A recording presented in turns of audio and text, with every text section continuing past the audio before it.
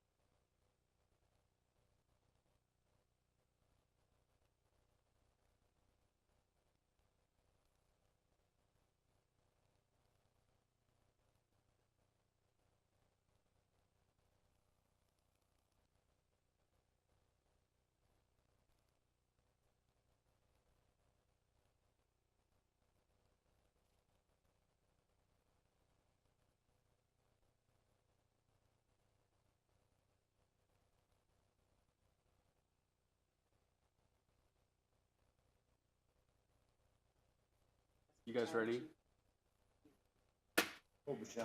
Chris, are you guys ready? Okay. We're gonna call this meeting to order. Please join me in the flag salute. Please stand. I pledge allegiance To the flag of the United States of America and to the republic for which it stands, one nation, under God, indivisible, with liberty and justice for all.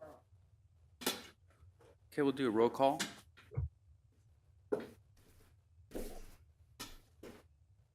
Commissioner Powers. Here. Commissioner Johnson. Here. Commissioner DiMattei. Here. Commissioner Dahlgren. Here. Commissioner Herzog. Here. Thank you. All right, welcome everyone. Today's Planning Commission meeting, November 10th. It's open to in-person attendance and may also be observed online through the Placer County website. In an effort to encourage the public to engage in the process, our public comment for this meeting will be offered in person and remotely. If you would like to make public comment virtually, please raise your hand with the hand icon at the bottom of the page. If you're calling in, please press *9 to raise your hand. Please be prepared to speak at the time I open public comment for the specific item you would like to address, which could be public comment for matters not included on the agenda, consent items, or a timed item. Each commenter will be entitled to 3 minutes. Thank you for your patience as we work to preserve the safety and health of all meeting participants and ensure that each citizen who wishes to comment has the opportunity to do so. Please be advised that today's hearing is being recorded, and we'll go ahead and invite Chris to do the director's report at this time.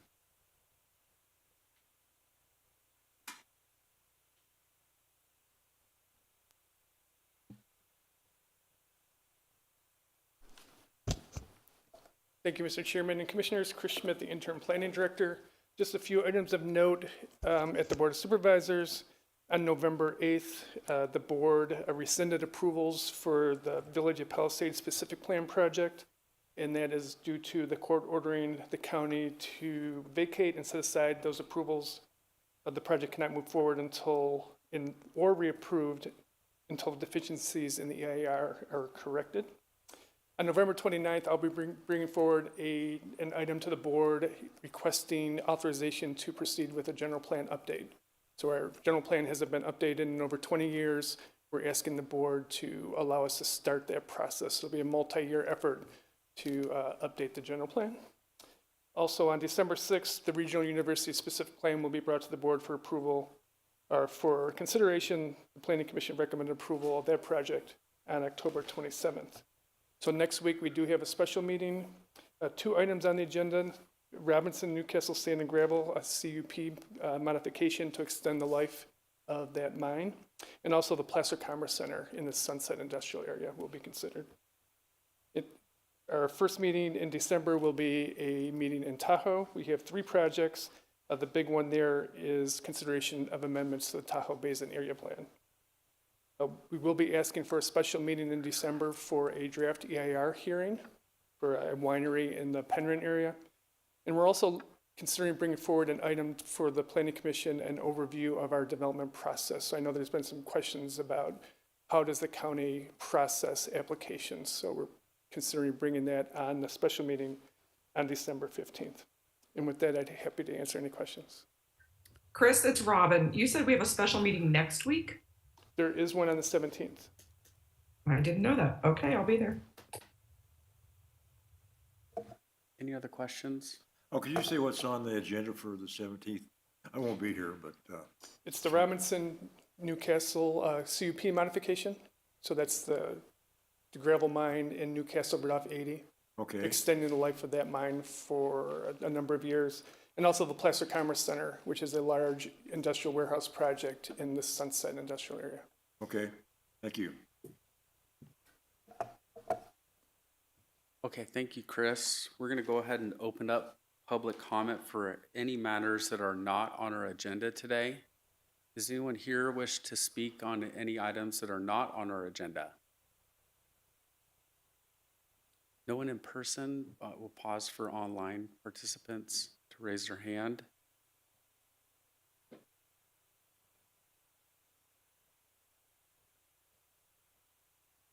Okay, I'm going to close public comment for items not on our agenda. We'll move to consent agenda items. Would any commissioners like to pull consent agenda items? Anyone in the public wish to pull consent agenda items? No one here in person. I'll pause for online. Might mention that that's our agenda for last week. Yeah, the only item is our minutes. So I'll take a motion from commissioners then. I'll make a motion to pass that. Second. We got a second from Johnson, Me. DiMattei. We'll do roll call vote.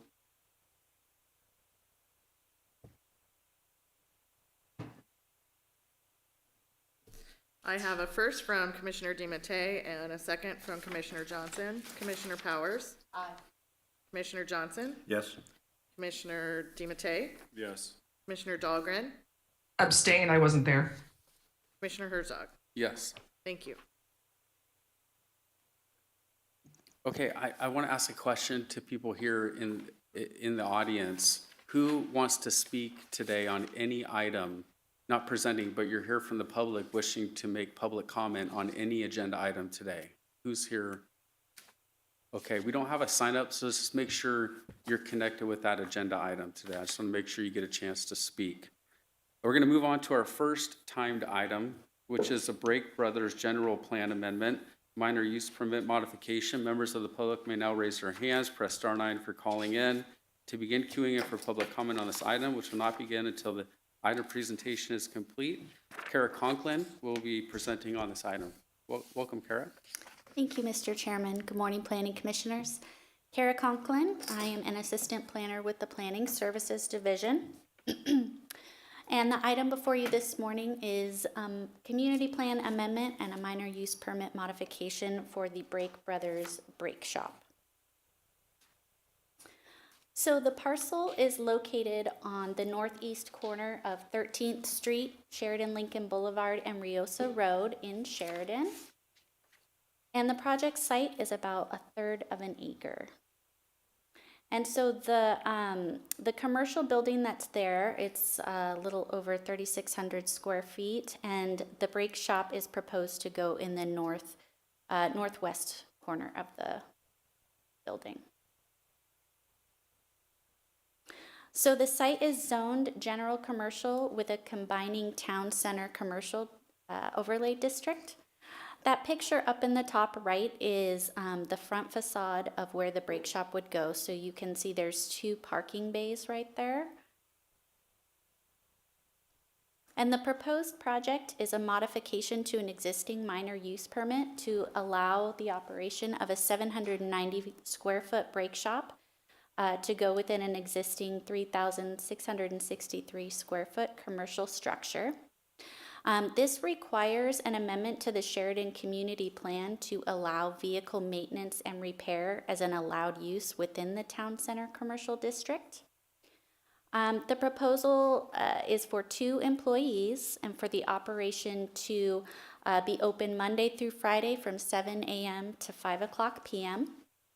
They estimate that they will have around 3 to 4 customers per day with an average of about 15 to 20 customers per week. So a little bit about the Town Center Commercial District. It basically allows for a variety of different housing types along with commercial uses that usually can't be achieved just within a general commercially zoned district. So it also allows for the modification of use, of height setbacks, or other development standards within the general commercial district. And the purpose is to establish more specific standards that are appropriate for the site. Specifically in the Sheridan Community Plan, it allows for detached residential and limits some commercial uses along the 13th Street corridor. So for the community plan update, the request is to update this table 3.6.2.1-2, which is a table of uses that are not allowed within the town center zone district.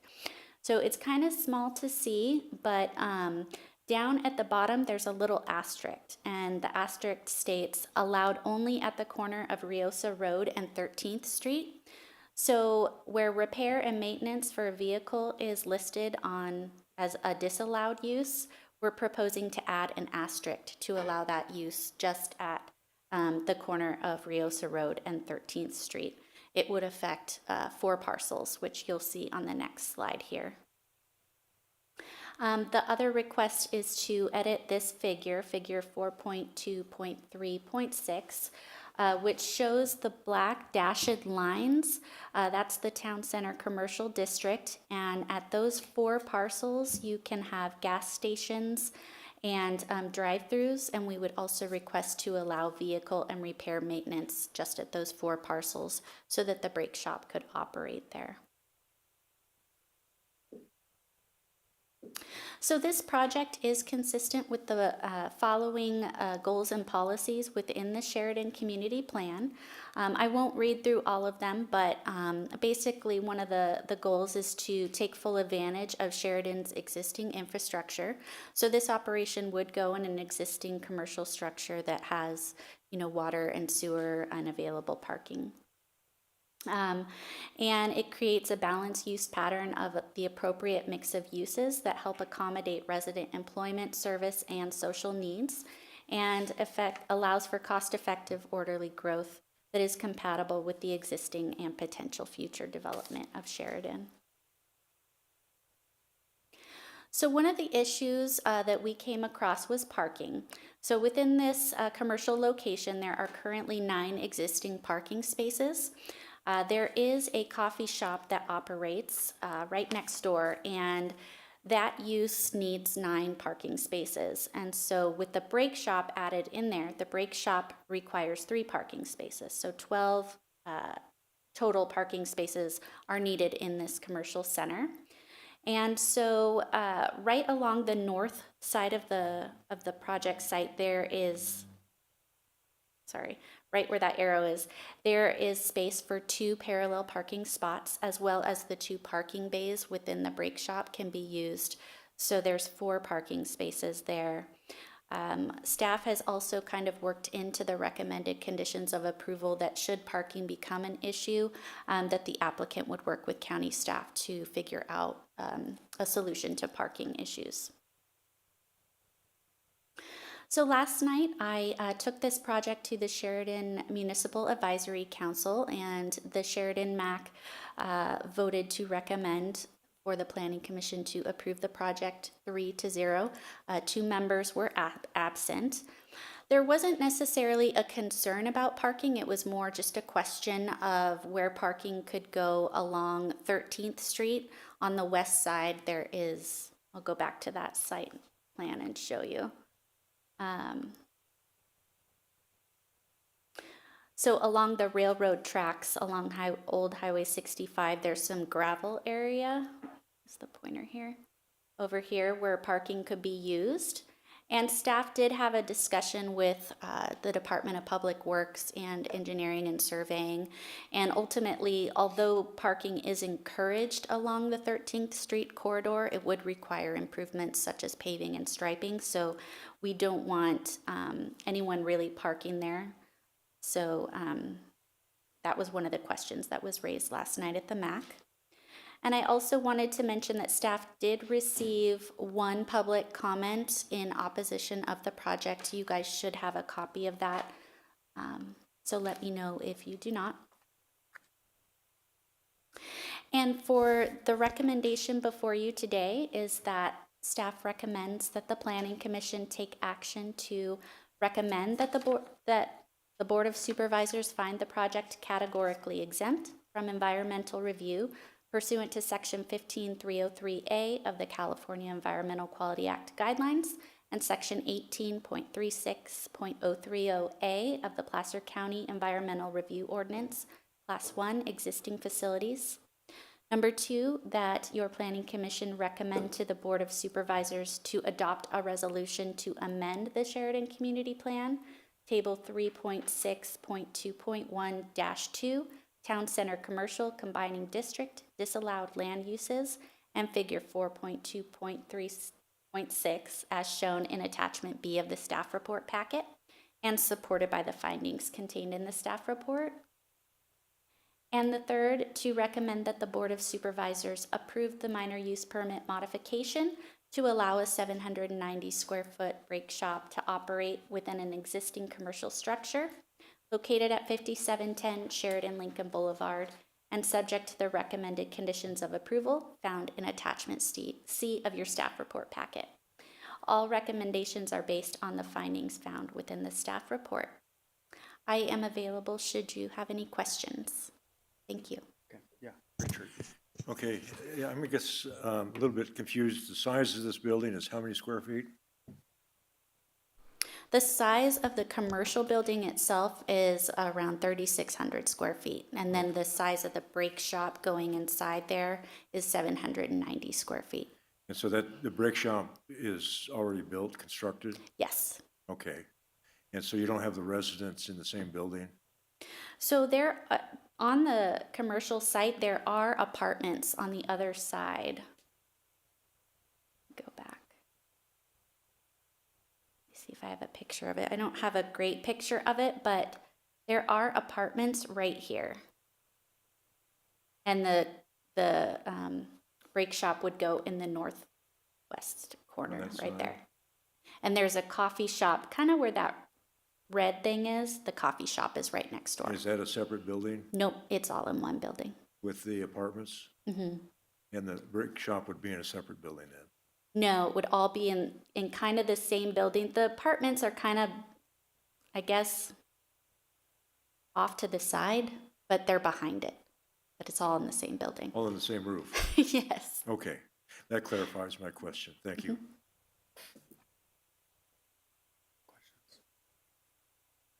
What defines a service station? Because what I can think of a service station is you go get gas and they would get your oil changed. So it's kind of like maintenance. So does that not fall under the same? Can you kind of explain that to me for us? That's a great question. I would assume that service stations also mean just gas stations, possibly oil changing stations, but I think that might be a different requirement.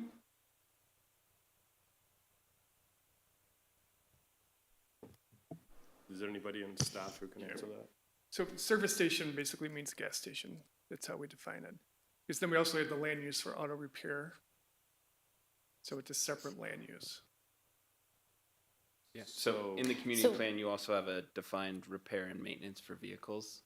Okay. So this would, the brake station or the facility would fit more likely under that category than a service station. So it's not a typical old school service station where you can go get your brakes done and your oil changed and all that in the same location. So we are separated under this ordinance, is that correct? Or under this, I would say it was separated before in the community plan, okay, so, just wanted to clarify. yeah, that was Okay. the way it was designated originally in 2015 when the Sheridan Community Plan was approved. Okay, thank you. And I'll add that this facility was a gas station many moons ago. So many moons ago, which I'm thinking of a gas station, did it change oil and do brakes and I have assume that's why service and there's maintenance there? bays, So there's bays in the building, so minor repair. hydraulic lifts in the building? Property owner is here. He might speak to the history of the site. Okay, Well, let's, all right. he's not talking to the We'll mic. get, okay, so we'll get, thank you. I'm done. we'll need you to repeat some of that on the mic so people can hear. So we'll come back to that question. Thank you. Kara, I have a question. Can you clarify for us, thank you for the parking explanation. But when it comes to overnight parking or storage of vehicles outside of the building, what are we allowing for that? So we are not allowing any storage in the recommended conditions of approval. Attachment C in the staff report. It is, we have a couple conditions there. Condition 31, no outdoor storage is allowed or permitted. And then no outdoor repair is permitted, so any inspections or repairs need to be conducted within the service bays. And then also no storage or parking of boats, trailers, recreational vehicles, campers, or inoperable vehicles is not allowed on the site, so there's no storage. And then, so the clarification was related to the reference of the dirt parking. Is there any regulation for vehicles over there? Is it not allowed right now? How does that dirt parking as an option come into play? So people use it, but DPW doesn't want people to park on that side of 13th Street. Even though the county does have a right-of-way, it's not improved, it's not paved, it's not striped. So improvements would need to be made to allow parking to be there. Okay, I would also note on the conditional use permit, condition 30 requires that all parking for this facility be located on site. okay. Just want to make sure that we're not presenting that as an option as storage or parking for this business. We're not suggesting that. No, not Okay, at all. thank you. Also, one more question, Kara, the person who is opposing this, do they live in the building or they live next door? They live kind of kitty corner. They live northeast of the site off of Camp Far West Road. Oh. So, Can you point to where their place is for the audience? sure, they live, I believe, somewhere up here. Okay. Great, thank you. Okay, I'd like to invite the applicant up. If you have anything to share. Anything to add, you don't have to, but I just want to give you a chance to speak if you want. Sure, yeah, if you want to go right to question, nothing to add. Do we have any questions for the applicant? I guess we just clarify Yeah, what he had said yeah.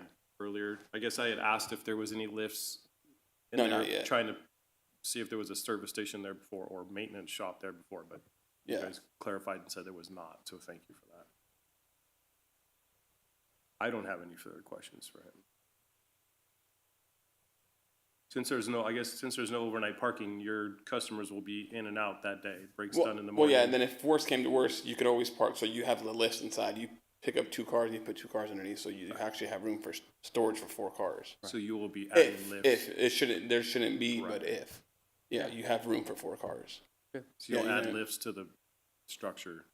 Yes, Perfect, cool, thank you. yep, See, and the services you're going to provide, what are they? just brakes, Bricks? yeah. Thank you. Okay, I think we're good. Thank you. We'll go ahead and open up for public comment on this item. Anyone here in the audience wish to speak on this item here? Anyone online?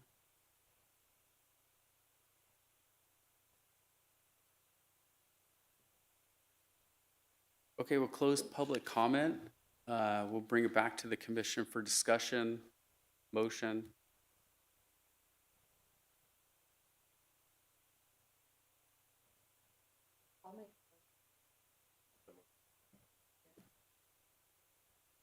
Can we, Kara, can we have the motion back? Oh, it's not on ours here. They have to do it. That's in the back. We, there we go. We're good. We're good.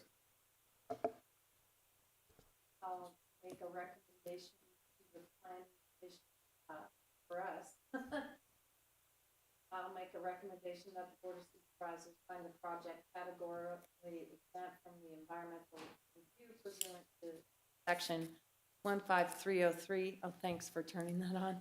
Of the California Environmental Quality Act guidelines and section 18.36.030 of the Placer County Environmental Review Ordinance Class 1 existing facilities. Second. First and a second, roll call vote. I have a first from Commissioner Powers and a second from Commissioner DiMattei. Commissioner Powers? Aye. Commissioner Johnson? Yes? Commissioner DiMattei? Yes. Commissioner Dahlgren? Yes, Commissioner Herzog? Yes. Thank you.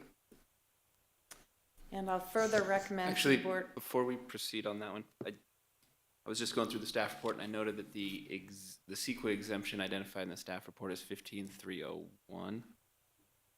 So I would suggest that perhaps that motion be modified to include Should we do it over? section 15301. So my suggestion would be, Let's just do it again.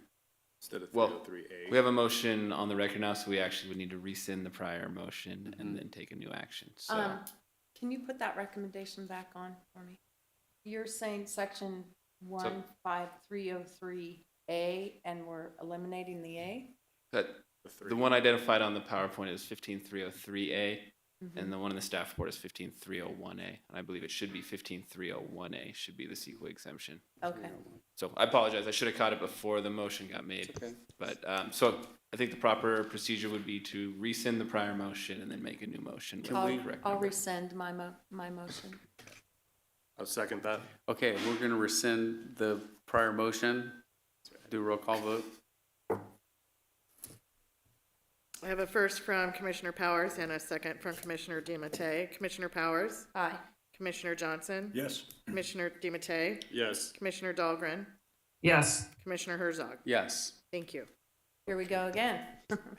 I recommend that the Board of Supervisors find the project categorically exempt from the environmental review pursuant to Section 15301A of the California Environmental Quality Act guidelines and Section 18.36.030A of the Placer County Environmental Review Ordinance Class 1 existing facilities. Second. Do a vote. I have a first from Commissioner Powers and a second from Commissioner DiMattei. Commissioner Powers? Aye. Commissioner Johnson? Yes. Commissioner DiMattei? Yes. Commissioner Dahlgren? Yes. Commissioner Herzog? Yes. Thank you. And I'll further recommend that the Board of Supervisors adopt a resolution to amend the Sheridan Community Plan Table 3.6.21-2 Town Center Commercial combining district disallowed land uses and figure 4.2.3.6 as shown in attachment B of the staff report packet and supported by the findings found in the staff report. Second. Do roll call vote. I have a first from Commissioner Powers and a second from Commissioner DiMattei. Commissioner Powers? Aye. Commissioner Johnson? Yes. Commissioner DiMattei? Yes. Commissioner Dahlgren? Yes. Commissioner Herzog? Yes. Thank you.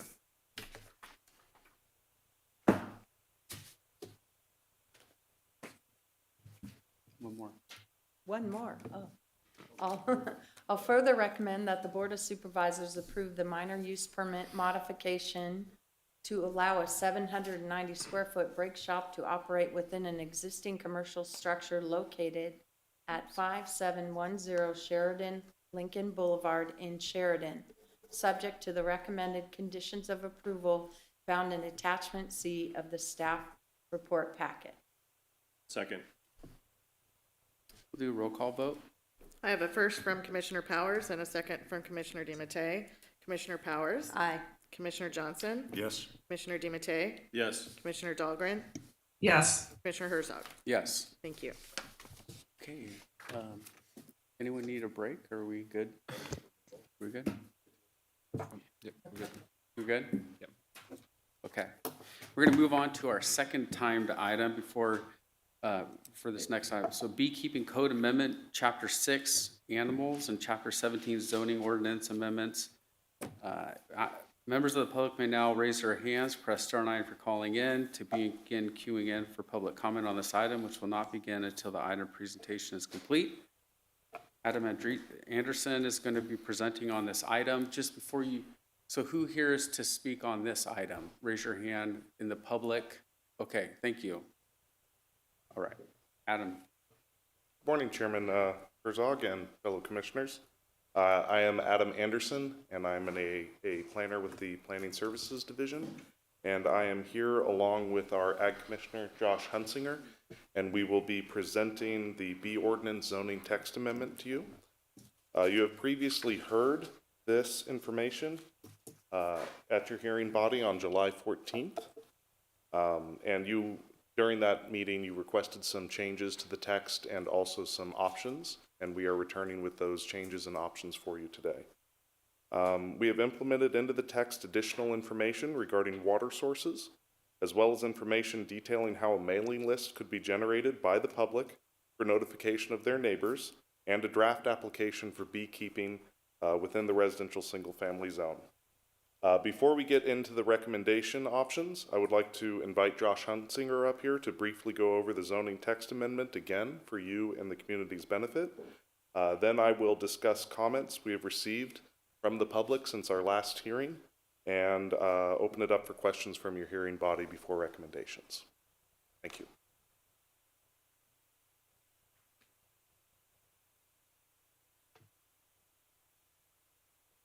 Good morning, Commission. It's a pleasure to be with you this morning.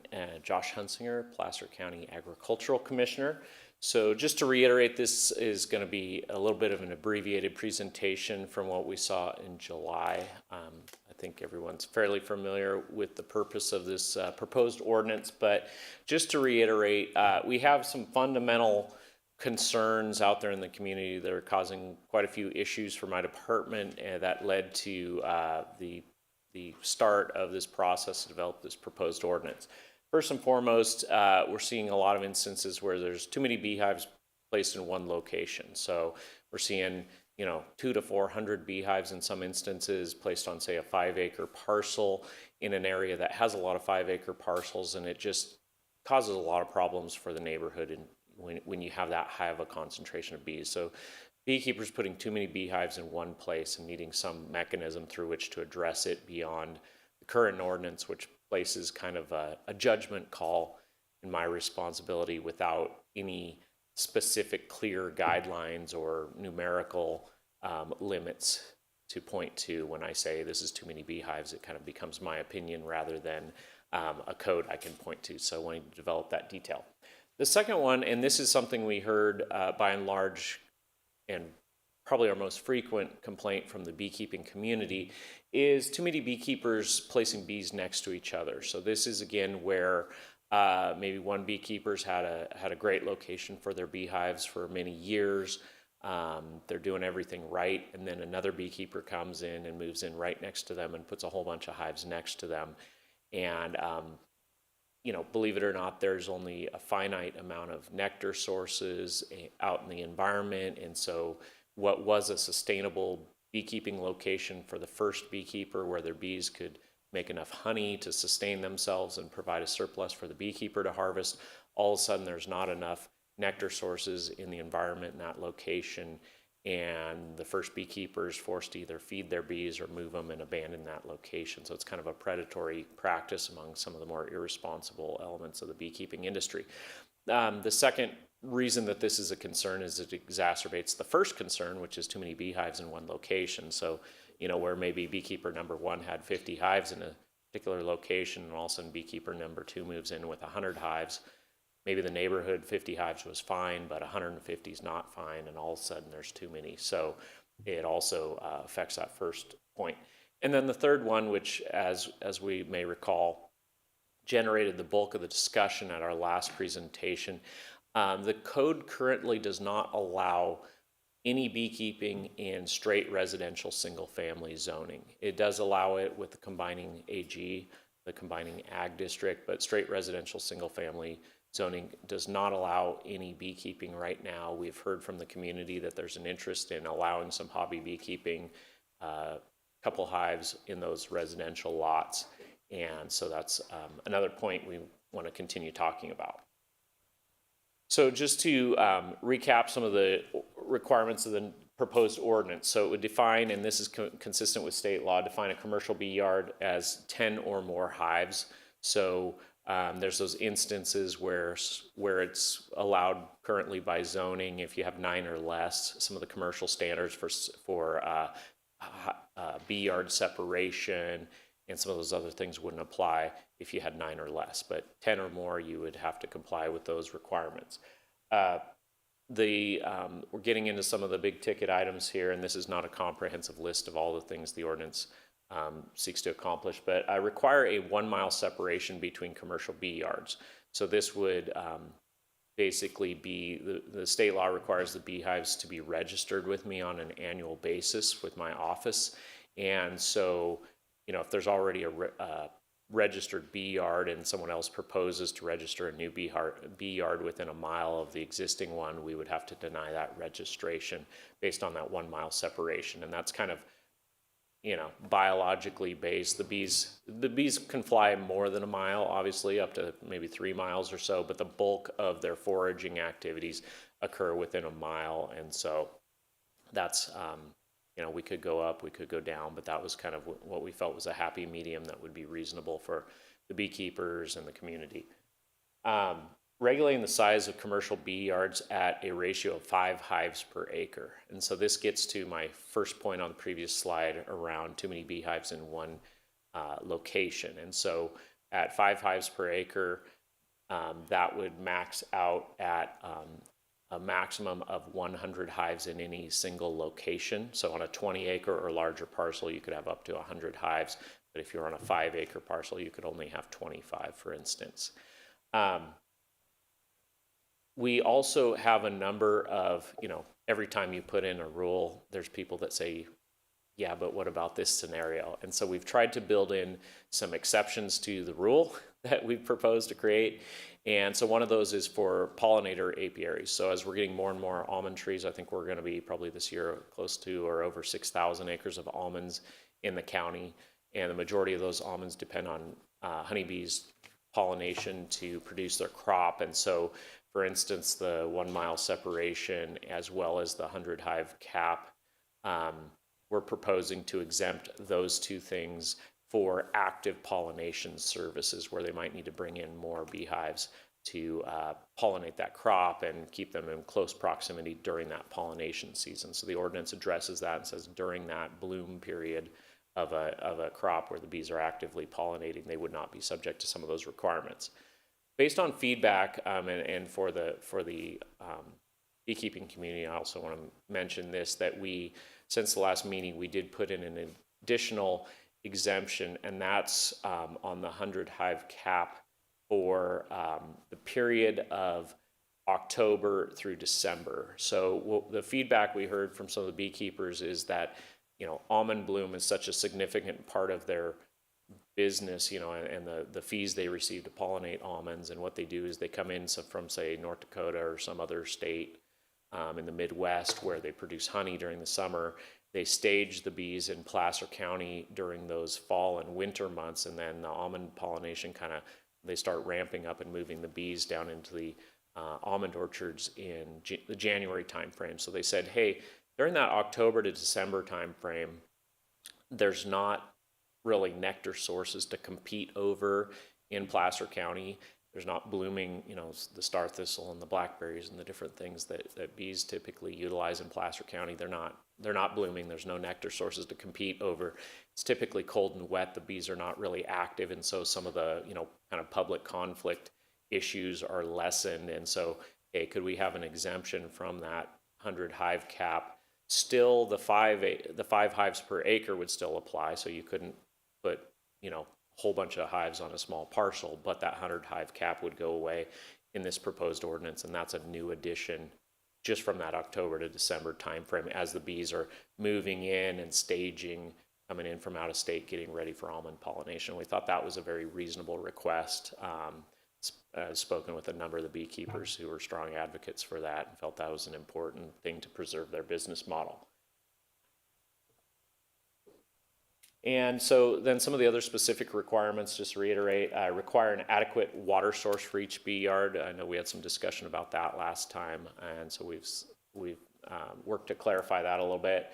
I require 50-foot setbacks from property lines and public roadways, just so bees aren't like, this bee yard in the picture here is, I think, up outside of rural Lincoln, and you see the bees are like right next to the road there, and so if people are riding bikes by or walking, that could be a problem.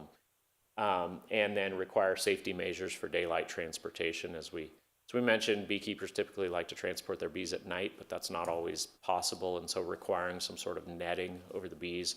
So in case the truck breaks down or the driver stops at McDonald's for a hamburger or something, it doesn't, have a bunch of bees in the parking lot causing a public nuisance.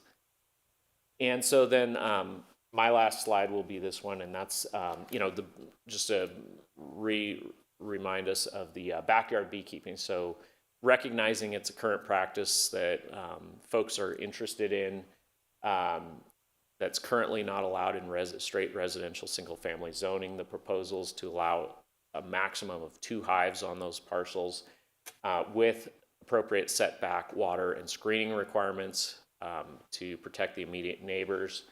And then the ordinance still does require that neighborhood notification. And I think Adam plans to speak a little bit more on how that would be accomplished and how we could make it a little more feasible for the prospective beekeepers, as well as having an application and screening process. So when the beekeeper comes to register that location with my office, we make sure they've done the notification, we give them some information on some best practices, and basically help them to understand what their requirements and their responsibilities are, and that if they don't follow those, they risk being denied the ability to keep those bees. So with that, I'll conclude my presentation and turn it back to Adam.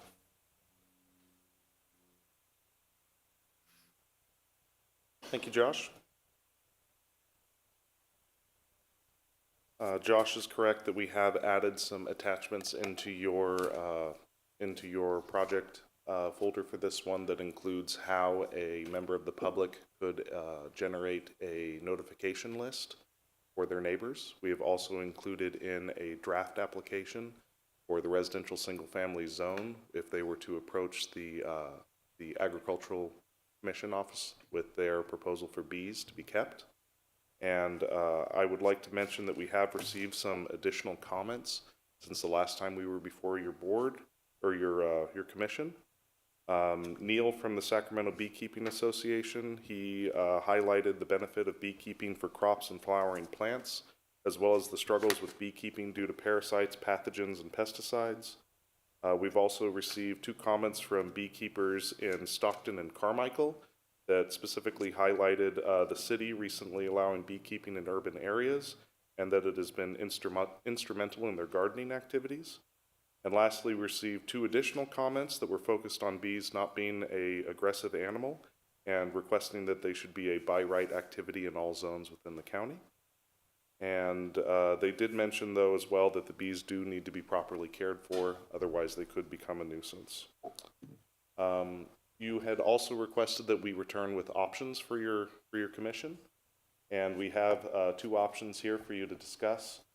Option A is included in Attachment A, and it provides a draft ordinance with hobbyist beekeeping in the residential single-family zones.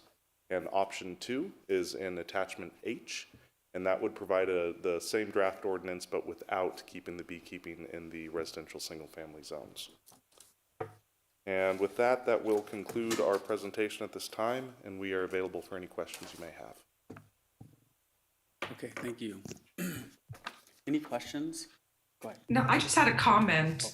Sorry, Anthony, it's Robin. Yeah. I really wanted to thank the Ag Commissioner and his staff for going back on this and looking at what we considered some of the holes that were in the proposal from the last time. And I think that they really have done a really amazing job meeting with the beekeepers, meeting with commissioners, doing more research on other counties and other cities and what their rules and regulations are. And in my opinion, you've addressed many of those concerns in this go-around. So thank you for the effort. It was a lot of work. Thank you, Commissioner. I agree with what Robin just said as well.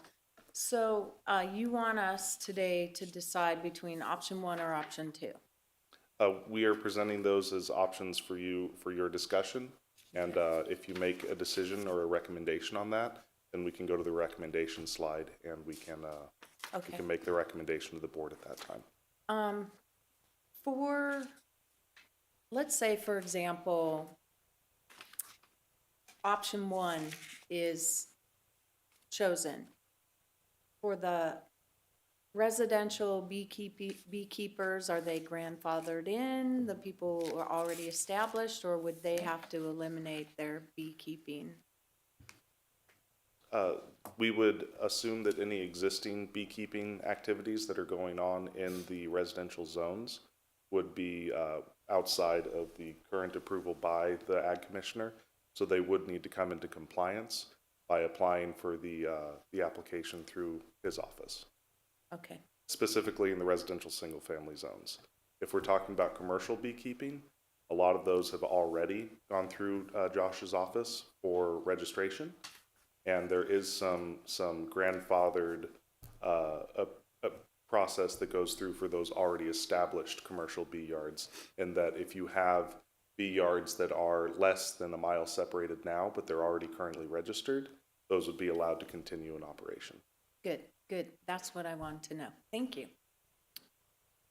Question, if it's not in an ordinance and it's not allowed in single-family residence now, and we have people doing it, aren't they doing something that's not legal in Placer County? That we're gonna say, okay, now you've been breaking the rules, but we're gonna allow you to now just go forward and without going back and saying, excuse me, you know, first of all, I guess we're not even addressing what's happening if it's happening, is what I'm hearing, is that we're allowing it, but it's not allowed.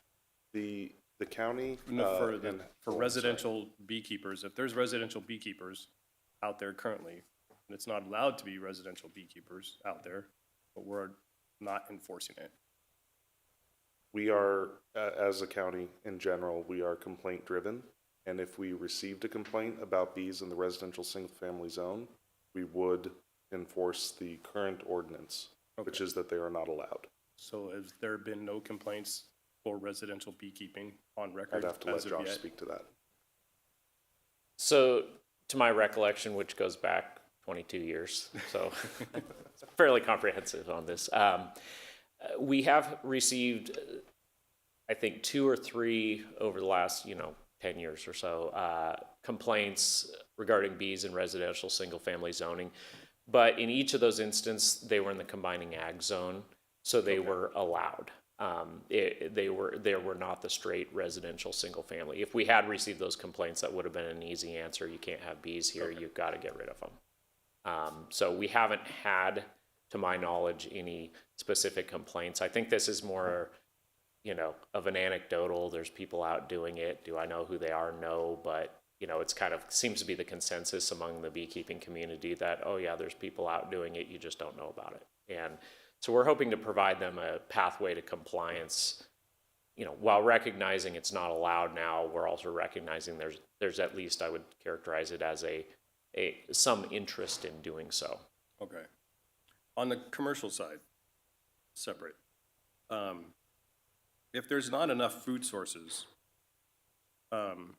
would it be better to have a 2-mile radius if there's a depletion of food sources, so the people who are established here, beekeepers, can keep their kind of area, territory, their acreage intact without having somebody come in a mile away and compete for their food source if there's already a shortage of food sources?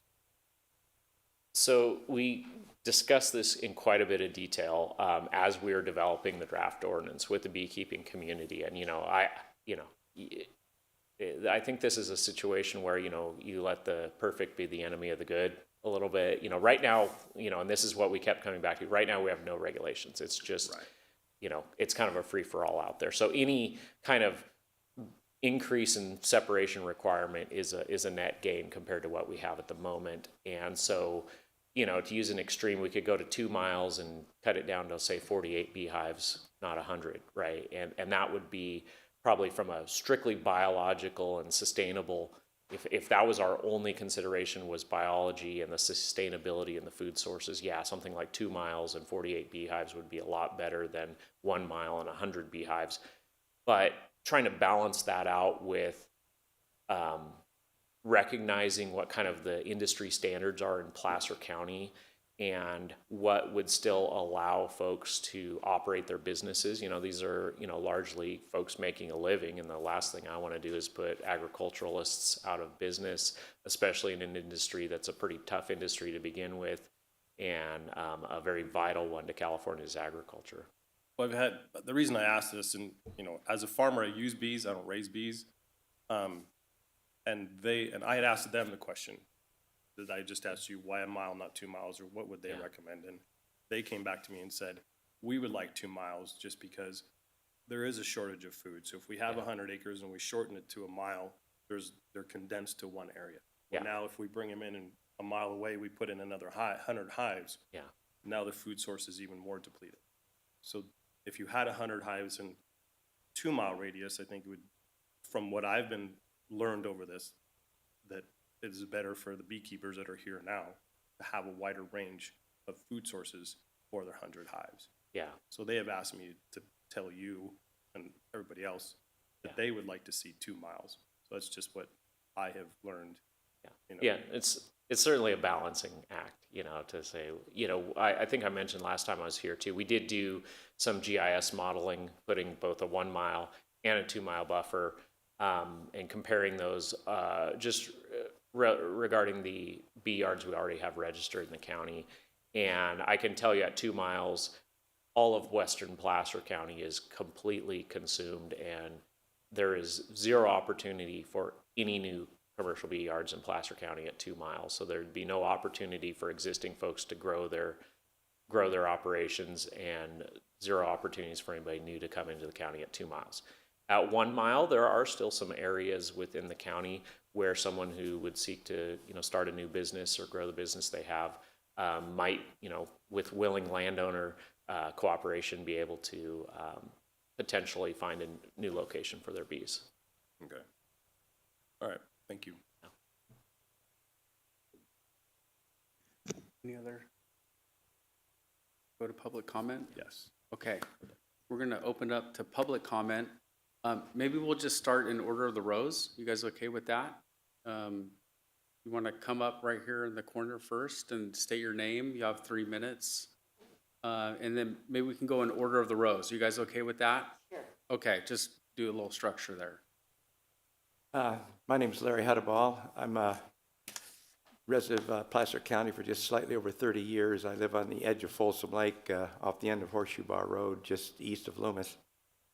I've been a hobby beekeeper for 74 years. I learned beekeeping from my grandfather back in the 1940s when I was in grade school. And I've kept it up on the 60 years that I've lived here in Northern California.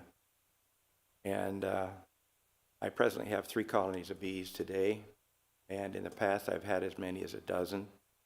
And everybody on my street knows that I have bees, and many of the neighbors buy my honey. And all of them get a free jar of honey every Christmas. So they're very happy that I have bees. All of the fruit trees in my neighborhood are hanging down with a lot of fruit, and I attribute that to the effects of my bees. But I wanted to talk today because the effects of the commercial beekeepers in Placer County is just killing us hobby beekeepers. Years ago, back in I think 2002, my bees produced 997 pounds of honey without even trying. And this year I didn't get a single drop. And I attribute it to the commercial beekeepers that are being plopped down in my neighborhood. There's some guy that brings 75 or 80 colonies and puts them in a neighbor's yard less than 2 blocks from me. And those millions of bees completely eliminate all the forage in the area. And so I have to feed my bees just to keep them alive.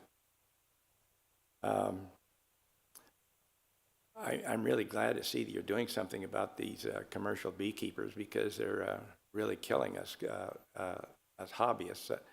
4 of the young beekeepers that I've mentored in the last few years have given up beekeeping because of the commercial beekeepers. A young lady named Julie Pinniger that lives just about a mile east of me gave up beekeeping 2 years ago. I've mentored her for about 6 years. There's some guy would bring about 100 or 120 bees and plop them down in a field right across the street from her single hive of bees. And those millions of bees would just overrun her colony, and she'd be out of business. So she gave it up. Another one of my mentees, Stacy Jenkins, lives about halfway down Horseshoe Bar Road, gave up hobby beekeeping because the commercial people that dropped their hives along Horseshoe Bar Road there completely drove her bees out of business. So I want to thank you guys for taking a look at the effects that these commercial beekeeping are doing us. But in your efforts to create a regulation for us hobbyists, could you keep in mind that we are your best friends when it comes to beekeeping in the Placer County area, because we are the only people that go out and rescue swarms out of people's front yards and their backyards. Because every year, thousands of bees swarm in Northern California. And these bees invariably end up in somebody's front yard or backyard or side yard on a tree or a bush. And they end up calling in a panic. And that's usually to a county or state agency or a fire department or a pesticide company. And they have all of our phone numbers, and we get the call from those people, and we rush out and we rescue those bees. I want to But- thank you for your comments. I don't want to, we actually Yes, have a sir. question for you if you're okay with that. We don't Yes. ask everyone a question, but we Yes, have a sir. question for you. Are you okay with that? Yes, sir. Okay. I have a question. Thank you for your presentation. I appreciate it. You said you currently have 3 hives at Yes, your sir. location? Yes, sir. How big is your property that you have your 3 hives? It's a residential size lot. It's in Lakeshore Estates. So half acre, quarter acre? It's about 175 feet by 175 feet. I'm not sure what that, Okay.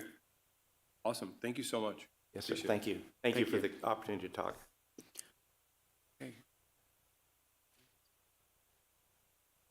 Hi, my name is Janet Brisson, and I'm actually live in Nevada County. I've been a beekeeper for 25 years, and I'm also the treasurer and membership chair for the Nevada County Beekeepers Association. Nevada County promotes home agriculture very actively. We're allowed to keep bees on residential lots as long as they're not a nuisance. All of our nuisance calls have been related to people having pools and spas and the bees gathering around them. We haven't had any stinging incidents as long as I've been active in the Nevada County Beekeepers Association. Beekeepers, hobbyist backyard beekeepers, spend a lot of money to start up in beekeeping. Probably over $500 just to keep 2 hives, and new beekeepers are recommended to have 2 hives so they can see how their health is doing, and they usually have more because we split our hives, we gather swarms. We gather swarms, and just to limit a backyard beekeeper to 2 hives would be very hard on the beekeeper. And as far as residential density is concerned, as I'm also own a beekeeping manufacturing company, Country Rubes.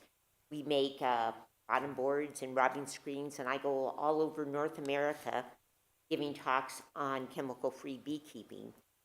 And one of my talks is on robbing. When you have beehives in close proximity, even your own hives right next to each other, you get robbing. But robbing is very easy to control with robbing screens, wet towels. Hobbyist beekeepers tend to be very hands-on. They have an investment to protect. They usually take beekeeping classes. They belong to beekeeping clubs. So if there's any problems in their beekeeping area, they have mentors and people to help them out. As far as having the pool and spa problems, we advise beekeepers to keep their own water feature so the bees will be attracted to that. We have a swimming pool on our own property. I have a feature that drips water into a basin with rocks, and the bees are attracted to that. They leave our swimming pools alone. Our biggest problem has been commercial beekeepers from who knows where dumping hundreds of hives in our area. And about 5 years ago, we approached our Nevada County Board of Supervisors to introduce a beekeeping ordinance to stop that from happening. So beekeepers, we all have to register our bees there. And so our agriculture commissioner knows where everybody who has bees, if you have over 9 hives, you're considered a commercial beekeeper, even though you might be on a smaller lot. But when somebody comes in with hundreds of hives, you don't have a chance to keep your bees going. Robbing becomes really intense. You don't produce any honey. And I'm glad to see you guys are addressing that. Nevada County does have an ordinance in place, and I would strongly suggest that you take a look at that. We have a question for you. Sure. If you're okay. Yeah, have you looked at the Placer County draft ordinance? Have I looked at it? No. Yeah, and do you think this will solve some problems? As far as the 1 mile, 2 mile radius for beekeepers, we have 7 beekeepers in a 2 mile radius of my house. one a commercial beekeeper, Gary McClary. He sells honey in most of the stores here. And so you think that there should be a change? As far as the density of bees, I think what you need to be aware of is commercial beekeepers from out of your area dumping bees. You can control the people who are registered in your county. So you think the 1 mile is okay or not? Oh, I do. I think that is fine as long as people, like our commercial beekeeper, who's in my 2 mile radius and is aware of all the hobbyist beekeepers, he only keeps 15 hives. So you agree with the draft ordinance that we're talking about here then? Say again? You agree with it? If you have, letting beekeepers stay in a residential area, yes, I agree with that. Limiting them to 2 beehives, no, I do not agree with that. You don't agree with the 2 beehives? I believe it could be up to 5. Beekeepers have to split their hives. They're always going to have more than they collect swarms. We're not in Okay, hobbyist well, beekeepers. we don't need to have a whole lot of discussion. I just Okay. wanted to know what you agree with and what you don't agree with. Okay, thank you. Okay, so Yes. thank you. Thank you for your time. Thanks. We can go to the second row there.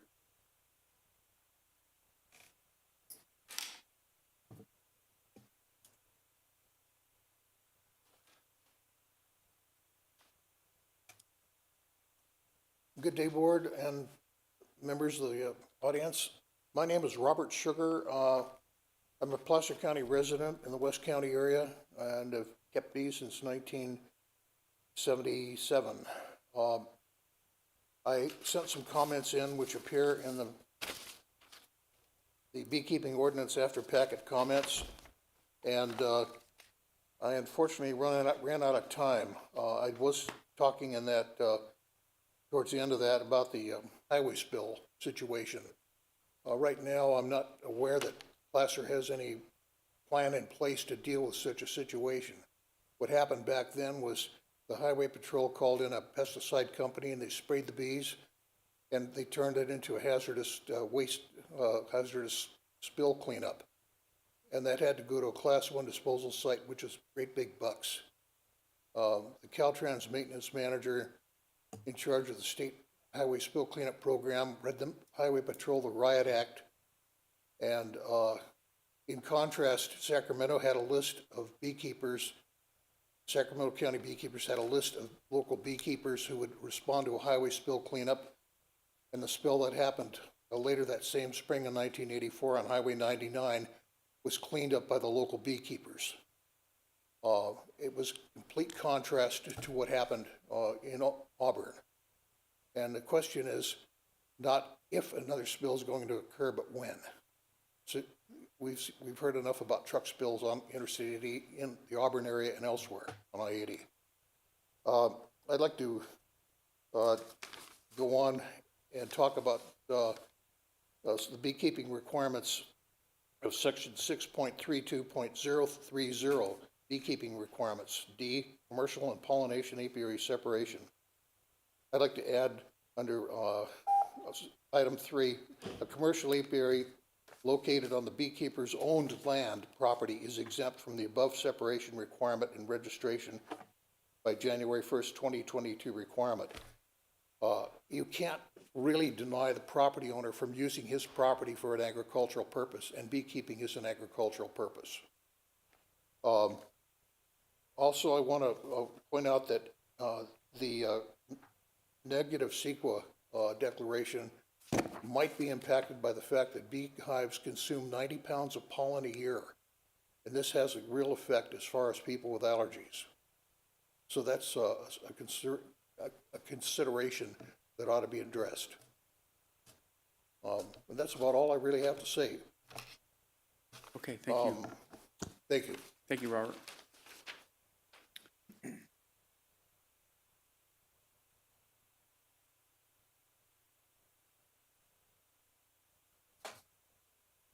Good morning. My name is Ernie Buda. I'm past president of the Sacramento Area Beekeepers Association.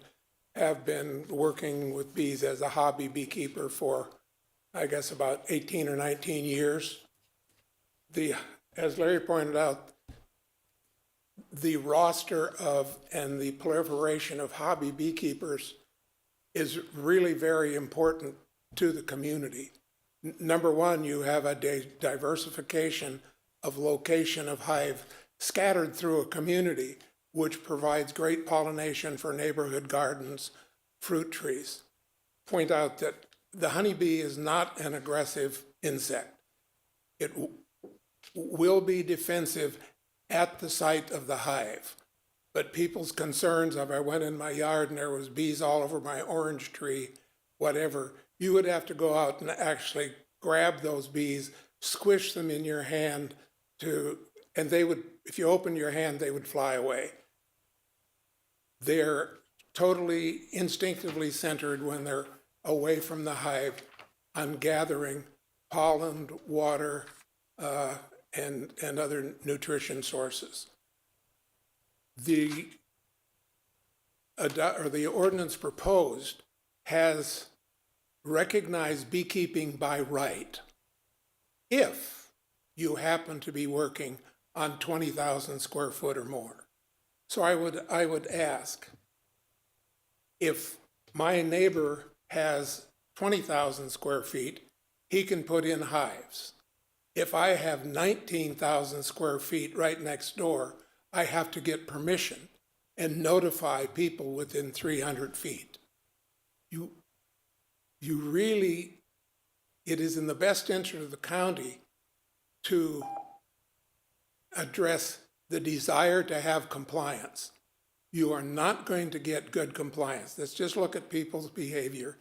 When I have to go to the website and go to here, to here, to here, to here, to here, then get a list, and then go to the county tax office and get addresses, and then come home and send those letters to someone. You are going to keep driving hobby beekeepers underground. And there probably is several hundred in Placer County, and as Josh and Adam have referenced, there has been no significant amount of complaints from neighbors of, my neighbor has bees, they're causing a problem. The county staff has done a great job in defining the need for water, and that is the primary source of problems that come up.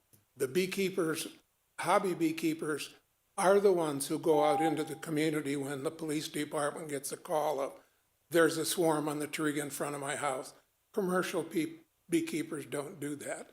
I've gone to dozens of homes and picked up bees, and you don't charge people anything for that. Most hobbyists do not charge. And the bees are put back into productive use. The two hives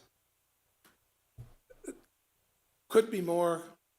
It's not something that, as a proponent for backyard beekeeping, I would go to the wall over, but more would be better. They've done a pretty good job of allowing for splitting, et cetera. The issue is the notification process and splitting the by right beekeeping process into haves and have-nots.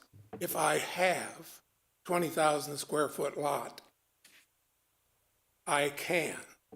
If I happen to live on a standard residential lot, I can't.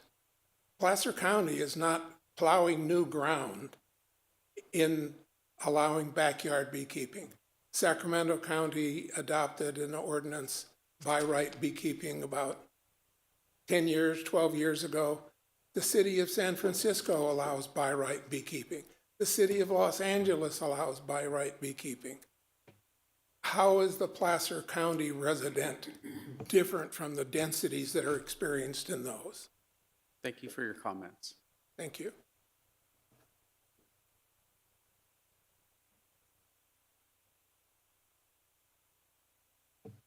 Hello, my name is Tiberio Korshinsky. I'm a commercial beekeeper.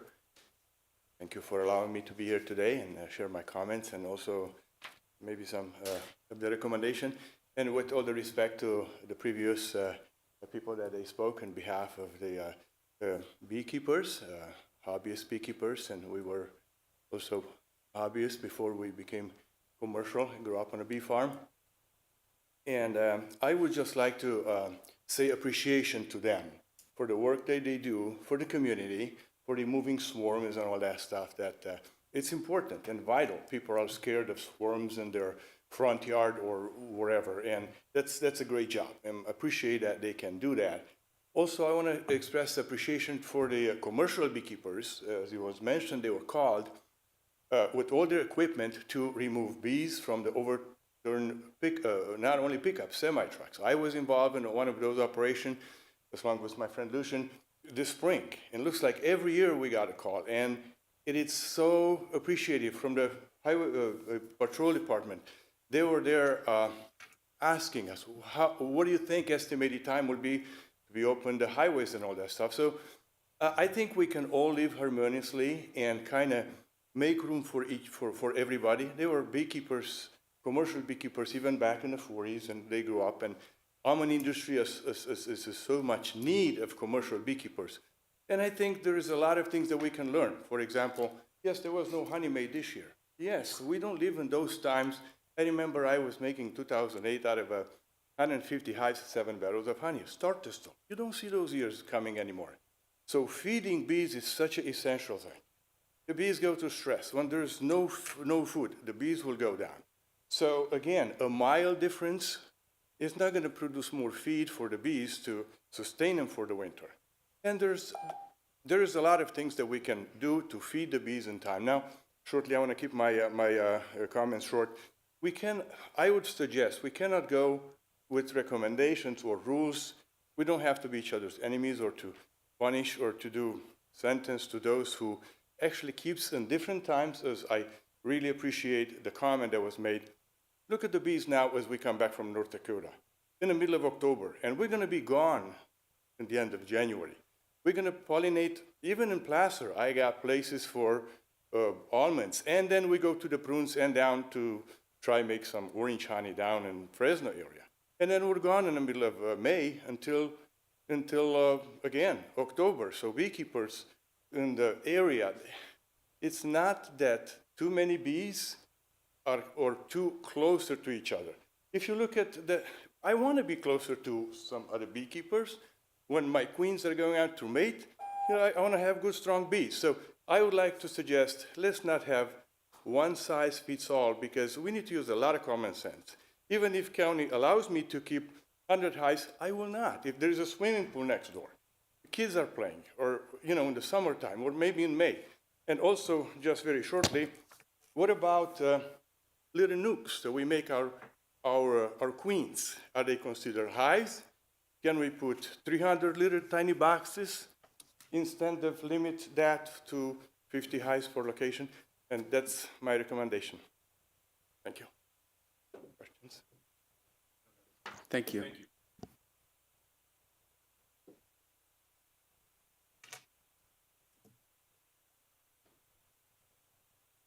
Hello, everybody.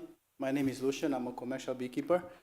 Well, first of all, I want to thank you for all the work that you guys did. Last time I was here, talk about the commercial part.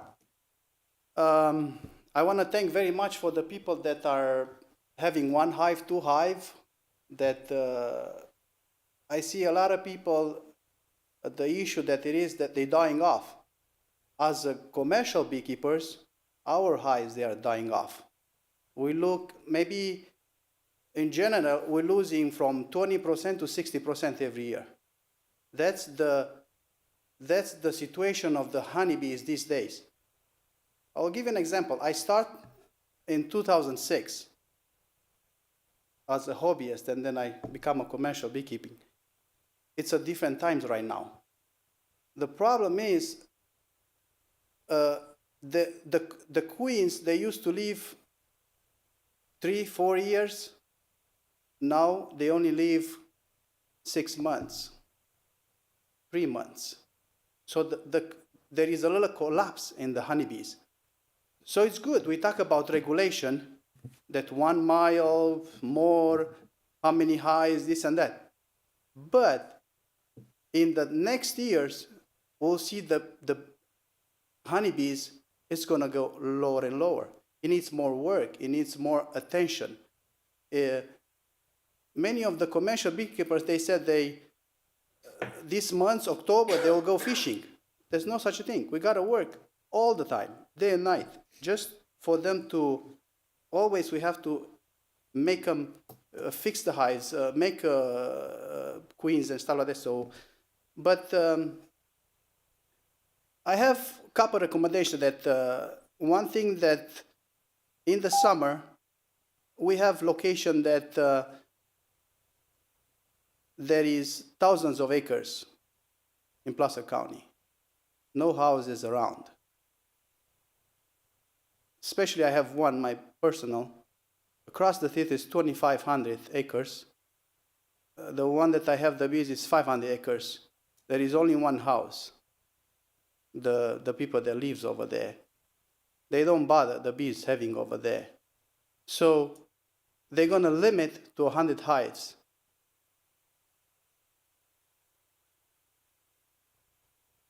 How I see that on 5 acres, they'll have like a 5 hives per acre, per 5 acres.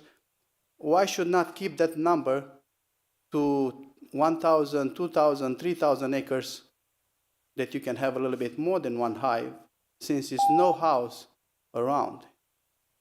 There is just bare land. And that's my recommendation. Okay, thank you. Oh. I'm sorry, not right now. Anyone else over here? We're gonna go to online. Are there online people?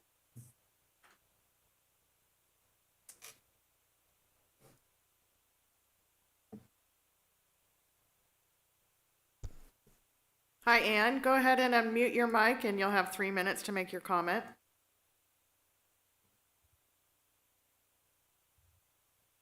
Hello, good morning. Can you hear me? Yes.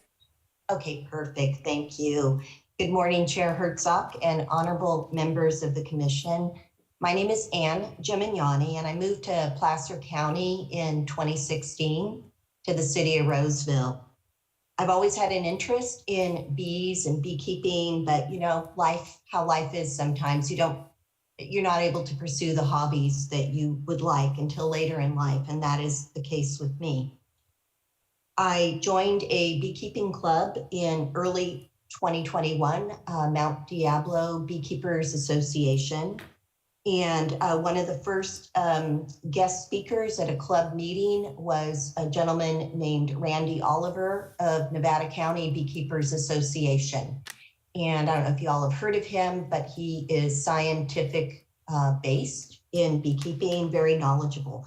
In the fall of 2021, I reached out to Mr. Josh Hunsinger, and he was very helpful, but I learned that I wasn't allowed to keep beekeeping in our county. I was very disappointed. I basically set up an apiary in another county and in the Bay Area. It's an urban area in Contra Costa County and the city of Walnut Creek. Over the last year and a half, almost 2 years, I have read countless books. I also joined Nevada County Beekeepers Association earlier this year. And it is really a fabulous, wonderful hobby. I'm giving you this background because it's important for you to know that through the clubs, you learn a lot. And also the clubs benefit the community, not just through swarm captures, but also educational outreach, going to schools, teaching children. Children love to learn about bees and through attendance at events. Adults and children love to see hives, but for that community to develop, it has to be allowed and accessible. So getting specifically to the beekeeping ordinance, I think it's great that there's a water requirement. That should be a given, right? Any responsible hobbyist beekeeper is going to know that. I think all beekeepers should register through something like Beware. I don't care if you have 1 hive or 2 hives. That's required in Contra Costa County. I think that's a best practice. I think a fly-away barrier, that should be a given, and any research, anybody who does any research would know that. I do respectfully disagree with section 1756.050 F2 about needing approval if it's less than 20,000 square feet. That's almost half an acre.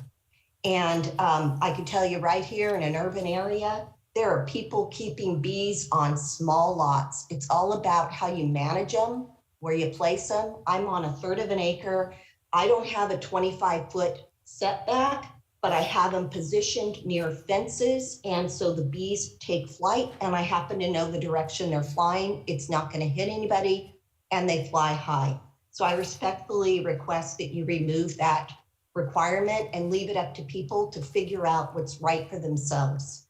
If they become an issue, a nuisance, then, you know, you can deal with that, but I don't think you're going to have a lot of issues. Also, the colonies, somebody else mentioned section A, limiting to 2 colonies. That is too few. One of the things that creates nuisances is when a hobbyist lets their bees, a colony get too large and they don't split it. You have swarms. People freak out when they see a swarm, even though they're not really a threat. So you need to be able to use tools, splitting your colonies. So I respectfully suggest it be something like 9 or 7 or something like that. Most hobby beekeepers, ones I know, you know, less than 5 is enough. And then I also request that you remove the mandatory notification of all neighbors within 300 feet.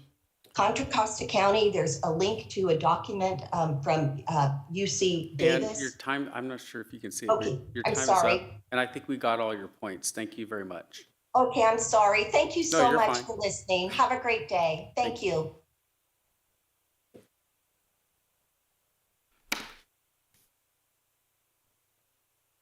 Hi, Muriel. Once you unmute your mic, you will have 3 minutes to make your comment.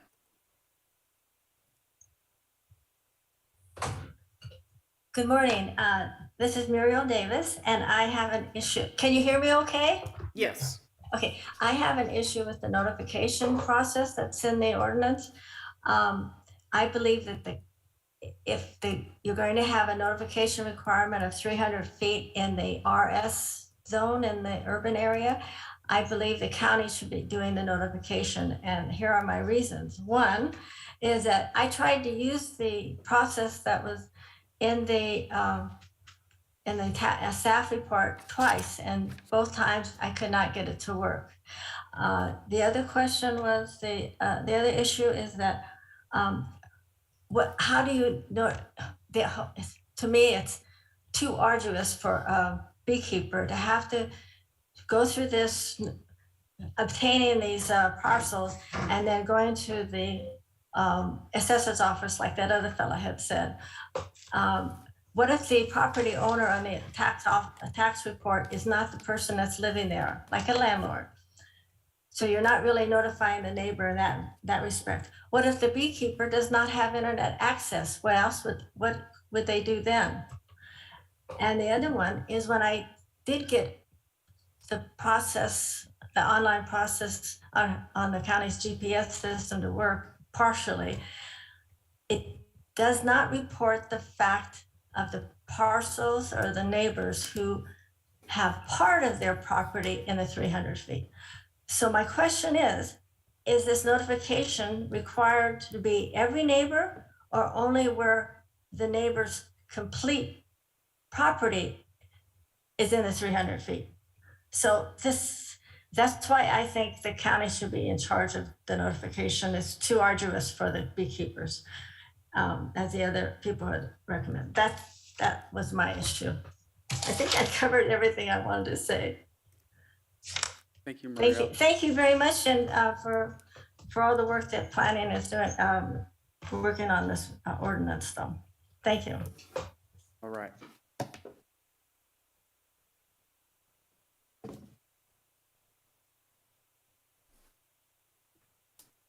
Sacramento Beekeeper, you will have 3 minutes once you unmute your mic. Hello, good morning. Can you hear me? Yes. Awesome. My name is Blake. I'm the owner of Sacramento Beekeeper, and I'm not a resident of Placer County. I'm a close neighbor. I'm on the east side of Sacramento County, northeast side. And we field about 75 calls for service per year in southern Placer County, and that's anywhere south of Lincoln and Auburn, all the way down to the county line. And that's for people that have honeybee swarms in their property, whether it's residents, schools or churches, or if beehives are in structures and we need to cut the hives out of a structure, we'll do that too. And we'll field calls from the police and fire, and then also alleviate some of the pressure from the pest control companies. So there's already no shortage of bees there already. And I think in the agricultural report from last year, they estimated that 33% of beehives are unregistered as it is, whether that's residential or commercial. So I think that having an easier process for people to register would be more proficient, because the people that are more willing to register, they tend to be more educated and compliant, and because they also understand the benefits of registering. When mosquito abatement sprays, they'll get notified and things like that. And they're also more willing to contribute data collection for conservation, livestock integrity. But 25% of our calls for service come from known beehives, meaning the resident calls us, says, hey, I got a bee swarm in my backyard. And we'll show up to get the bee swarm, and they'll say, yeah, it happens every year. My neighbor over there's got a beehive. And we'll look over the fence, and sure enough, there's a beehive right there. So there's already people out there doing it. So I think making it easier for people to just kind of sign up and hop on board is a right way to go. And in terms of the draft of the code, they're defining a nucleus colony as a colony after 30 days. So if the limit is going to be 2 hives, then theoretically you could have as many nukes as you want, but after those 30 days, they would become colonies by definition, and that would put them over the 2 hive limit. And due to the winter loss rates, the US national loss rate's 45% for a beehive. Let's just call it 50%. So you could already estimate they're going to lose half their hives. So having 2 is tough, because if you're already planning on losing 1 based on winter loss rates annually, you're going to be down to 1. So I think being able to have 6 is a little bit more of a cushion, because then you could expect to lose 3 and then go down to 3. But having the ability to have the nucleus hives is going to enable beekeepers to be more responsible and maintain their hives, so it'll prevent swarming. It'll prevent that nuisance. And I think by lowering the square footage and setback requirement distances will help more people be compliant in registering, since they're going to do it anyways. And then one more thing to wrap up, I'd say urban forage is higher in the urban areas than it is in rural areas. So I think you could afford to have more than 1 hive per acre in the urban areas as opposed to the rural areas. All right, thank you. It's the last one. Mr. Sugar, you wanted to offer a few more comments, and I just want to ask, are you guys okay if I allow Mr. Sugar a little bit more time? Yeah, we'll start the 3 minutes again for you to be able to talk. Is there anyone else that would want to offer a few more comments if I allow Mr. Sugar? Obviously, I don't want to recreate everyone another 3 minutes, but it seems like you had something compelling to share. So can you come up to the mic, and then we'll start the 3 minutes again. Thank you very much. The point I wanted to make was that beekeeping is a very expensive hobby, and because of colony collapse syndrome, most of us hobbyists lose almost all or most of our bees every year due to the colony collapse syndrome.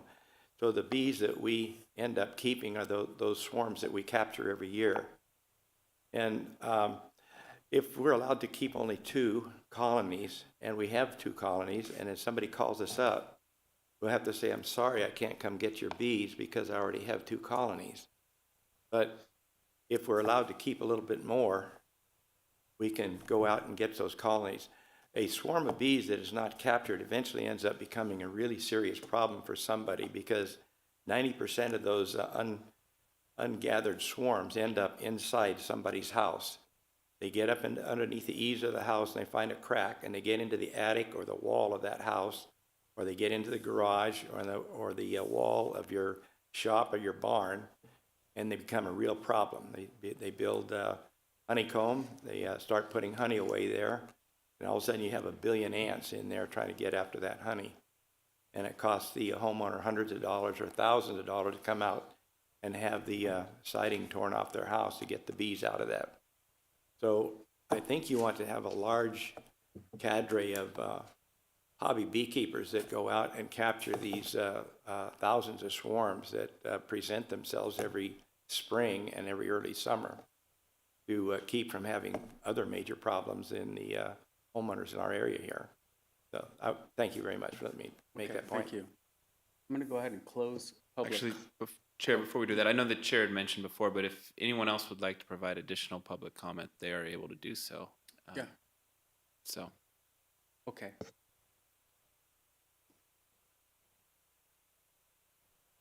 I believe, as the Chair noted, the limitation would be 3 minutes for the extended public comment. Hello, my for each name is comment. Sugar, and I have just a couple of short comments.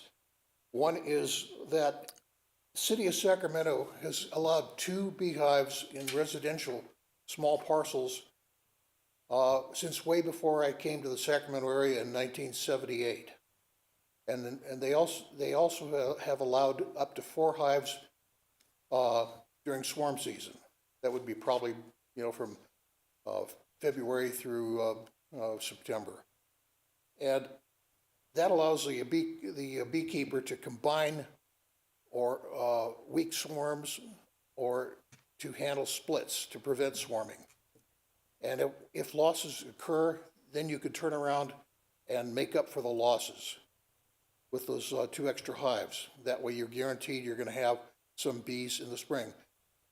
Nationally and even locally, we've had a lot of bee losses due to virus problems and colony collapse, a lot of factors that aren't understood. As one person made the comment one time, beekeeping is the slowest way to bankruptcy. So again, look at what has been successful. Sacramento County turned around and adopted Sacramento City's requirements for, allowing 2 colonies of bees plus 2 during the swarm season. If they haven't had a problem with it, why does anybody else have a problem with it when they're not beekeepers? Thank you. Okay, sorry, I called you Mr. Sugar. Mr. Sugar. Okay. You come up. Just a very short, if I may just add some to recommendation. Also, I like that comment. Also, we used to say beekeeping or beekeeper is not a job or a profession, it's a lifestyle. And that is true. Commercial beekeepers just have no rest. Like as it was mentioned, they work a lot. And we don't have bees that swarm. It's just simple as that. Why? Because the bees are always being monitored and worked. Most of the swarm come from the wild, obviously, and also from the hobbyist beekeepers. And I have great appreciation for what they do on that. And as I mentioned earlier, our commercial beekeepers show up with their trucks and forklifts and clean up highways and all that. That's greatly appreciated. But one recommendation that I would like to have, how about if we all come together to look, as you once mentioned, the time we're living in, there's just less and less nectar out there. Bees need to be fed more. I don't believe in colony collapse disorder. Why? There's 18 different viruses produced by the varroa mites. And that's the problem. It's not the cell phone radiation. It's not like neighbors robbing bees and robbing honey and all. I do not believe in that. We really need to. It's not like 40 years ago. I grew up in a bee farm. It used to be you go harvest the honey and then move them around and go fishing. No, there is no such a thing. You end up in one row working and you go to a different yard. You can come back in 2 weeks and you could go all over again. And I would really like to make a recommendation. Since in the month of when we're done with the prunes and almonds, obviously with the prunes, we're in blackberries. Right before we take off to North Dakota, where everybody splits hives. So what would be the number that you can keep on a property when, let's say you split hives, you make these 3-frame nukes. Now, what do we put them in a single box and you put them out there? So that's one. And then the other one, as I mentioned earlier, is like we try to make queens, and then you have the little boxes. So will the county allow more of these bees and also be closer to other bees so we can all share, different genes, and so we can promote better, strong queens? That's what I'd like to see. If I greatly appreciate the work that has been done, but that will be my recommendation. Okay, thank you.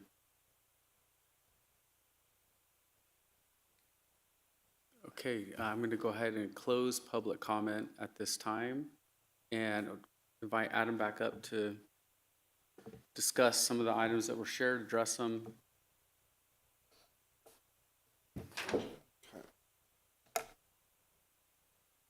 So I have some comments that are written here, and I'd like to address most of them. The comment that we just received about allowing hives to gather and nucleus colonies, that is already in our zoning text. It defines 3 nucleus colonies as 1 colony. And you're also allowed gathering activities of colonies to exceed 100 colonies on a specific site for a maximum of 3 days as a portion of your transportation. Then let's go back. We had a comment in there that believed that 2 hives is too limiting. A lot of comments were regarding that. The 2 hive restriction is only in the residential single-family zone. Those lots are, in general, less than an acre in size, and that two hive limit does not include our combining agricultural zone, which is combining to a lot of our residential single-family lots in the county. And in those combining agricultural districts, you would be allowed the same 5 hives per acre minimum.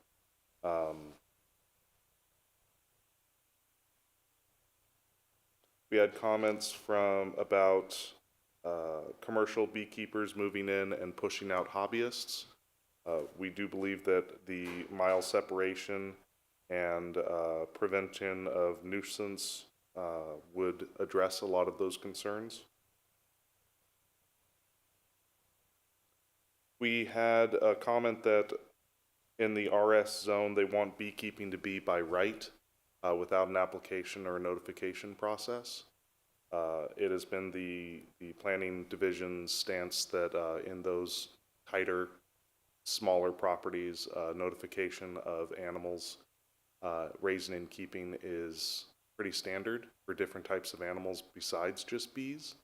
We have notification requirements for the keeping of more than 6 dogs and cats in different zones too. So this is not out of the ordinary for us to restrict and require notification or some type of application process to keep animals in smaller properties. So. And what specific zone are you talking? Is this that is all, I'd have to look it up, but I believe it's in residential single-family zones. Residential agriculture would be the same thing? A lot of them, yeah. If you have over a certain amount of dogs and cats, there's a administrative approval process that you can go through to exceed, I think it's 6 animals on a specific site. So it's just an example that this is not out of the ordinary for the county to restrict animal raising and keeping based off of the size of your parcel. Okay, so in this case, then, what zones are you talking about? What zones restrict? If you're for the bees, you're gonna. That would be just the residential single-family zone that restricts the amount of hives that you can have based off of the size of your lot. And that's just residential. It's not the residential agriculture. Nope, the combining agricultural district follows the same 5 acre or 5 hives per acre limitation that the rest of the ordinance follows. It's only in the specific residential single-family zone that has a size limitation. Okay, and that's basically a city that you're talking about for people to understand. Yeah. For the most part. Okay.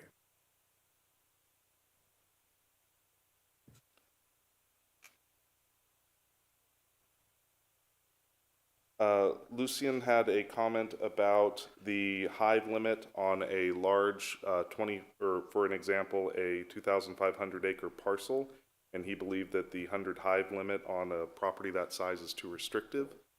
If I recall correctly, there's a portion in our ordinance that allows that if it's the same property but there is a mile of separation, you can have multiple 100 acre ones on a single lot. So we have addressed that in our ordinance. Muriel had a question about whether or not the notification would include partially covered properties. If that 300 foot radius includes any portion of a property, that property would be included in the notification list. So even if it's just the bottom south corner of a property, that property would be captured in that list requiring notification.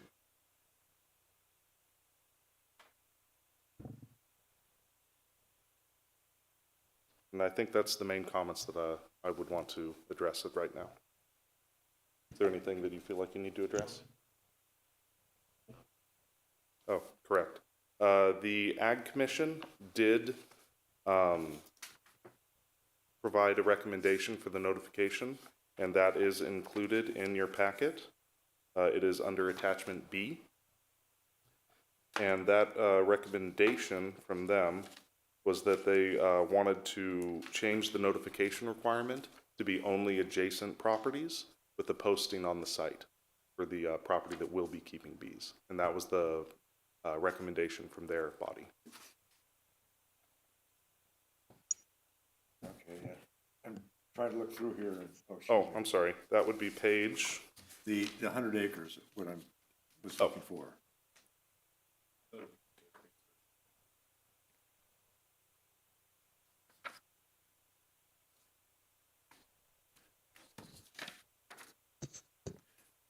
No, I guess I backed up there, I'm sorry. No, you're fine. Yeah, there was, you mentioned that if somebody's like has 250 acres, that they can actually exceed the 100 per. Correct. But where's the 100 acre? You said if they could consider two 100 acre parcels. If they had a very large parcel, for an example, that what Lucian brought up was the 2,500 acre parcel. If they could locate those two hive locations with a mile of separation on that same lot, we would treat that as two separate locations. Okay. And so the 100 acres you were talking about, I don't see that in the 100 acre, the limitation for hives, that's 100, no more than 100 hives on a single site. 100 hives, okay. No more than 100 hives on a single site, but if a single site can provide a mile of separation, you can have another 100 hives on that same site because we recognize the separation is enough there. Unless another lot. Unless you're has within. a registered beehive within a mile of that location. Correct. Okay. Okay, I think I'm square now. Okay. But if I understood it as if it's a contiguous piece of 2,500 acres, which is very obtainable in Placer County, then there would be no limit. He'd still only have 100 hives per what? Per 2,500 acres then? He would still be limited to a maximum of 100 hives on the site, with that being 5 per acre. So you would max out at that 100 hives in just 20 acres. But if you can provide a mile of separation between your hive locations on that single site, you can have multiple hive locations and have and hit that cap multiple times if you can provide the mile separation. Which you should be able to in 2,500 acres. You should. It's not, so it could be multiple APNs on 2,500 acres, right? It's just, we're talking about distance in acres, not APNs. Okay. It looks like there's some exceptions under section F. Correct. Is that right? So they can go over 100 in those particular exceptions. Correct. There are some exceptions in there specifically for what Josh had mentioned before regarding during the wintering months, They can exceed that at that time because we assume they won't be, the bees are pretty low action in that time, and they're not really going out into the environment. There's also that same allowance for transportation that allows you to bring them all together into a site for a maximum of 3 days. And lastly, there's also one that's specifically for pollinator apiaries. So that's when you have to bring in, I think the standard was 2 hives per acre in an almond orchard. So you could exceed that maximum if you're placing those hives specifically as pollinator apiaries. Okay, thank you. I do have a question here where we're talking about the agricultural commissioner's discretion. Mm-hmm. And this is where I guess it comes up about 20 acres, 20 square feet, 2,000 square feet. 2,000 square feet, 20,000. parcels less than, 20,000 square. 20,000 square feet. Okay, and so the agricultural commissioner has discretion there. Mm-hmm. And this would be in the case of a place where it's been declared a public nuisance? They would have discretion if, for lots that are 20,000 square feet or less and are only zoned residential single family, we would anticipate them to come in and provide registration with Josh's office and specify how they are meeting the requirements in that zone for flyaway, water, and separation and setbacks from their yards. We would also expect them to provide evidence of their notification of neighbors, and then we would have that on record with Josh's office. If he received a nuisance complaint on that property, if they have already been out, or if they have already registered with his office, he's going to have record of how they're supposed to be maintaining their bees in that area, and he'll be able to go out and see if they're meeting the standards that they've agreed to. If they have not registered with his office, then Josh would be able to go out to their site and educate them on registering with his office and how to prevent their bees from becoming a nuisance. If he determines at that time that they are a nuisance and are impacting the neighbors, he'll be able to enforce through the descriptions in the ordinance. Okay, so the agricultural commissioner is going to determine the public nuisance. Correct. That's if we where that receive a comes from, complaint. that's the discretion. Yes. Thank you. So we've described a number of things that would constitute a public nuisance. One other point I would mention specific to the residential single family is at 2 hives per acre. You know, we do have very dense residential single family, some up to like 5 parcels per acre, and some of that really dense residential single family. And if, you know, in a highly unlikely but possible scenario where, say, 3 of those 5 parcels on that acre each have 2 beehives, you'd have 6 hives per acre, which is a violation of our density requirements and therefore would also be a nuisance. So in that case, you know, that is the one, that's part of this safeguard in this residential single family zoning that we're talking about is, you know, we're going to look at how many other beehives are in that exact proximity.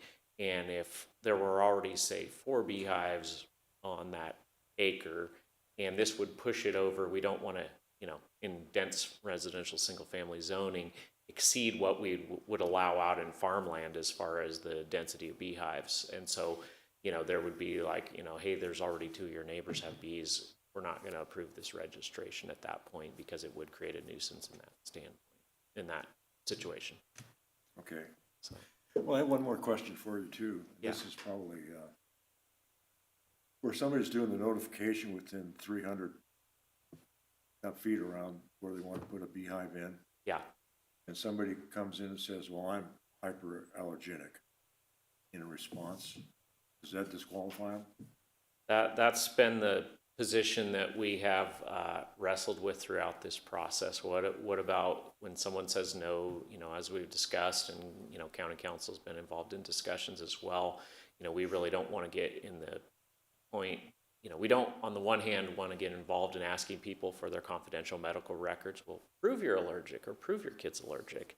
But on the other hand, it's a real concern for people. And, you know, if someone if someone's son or daughter does, have an EpiPen prescribed to them, and it could be a life-threatening situation to have a bee sting, we do want to work through that. And so, I don't know that we've come to a good answer other than, if that type of, I guess you'd say, protest came in, we would definitely work through that. And, as a first point, that application form, we would make sure that absolutely every T is crossed and every I is dotted. We would absolutely do a site visit out there to actually ensure that those things that the beekeepers committed to on paper are in fact in place in practice. And then beyond that, I think, involve planning and county council and, how do we work through this situation to be fair to both parties. Okay, thanks. Yeah, a lot of hand-holding in that situation at the very And then least.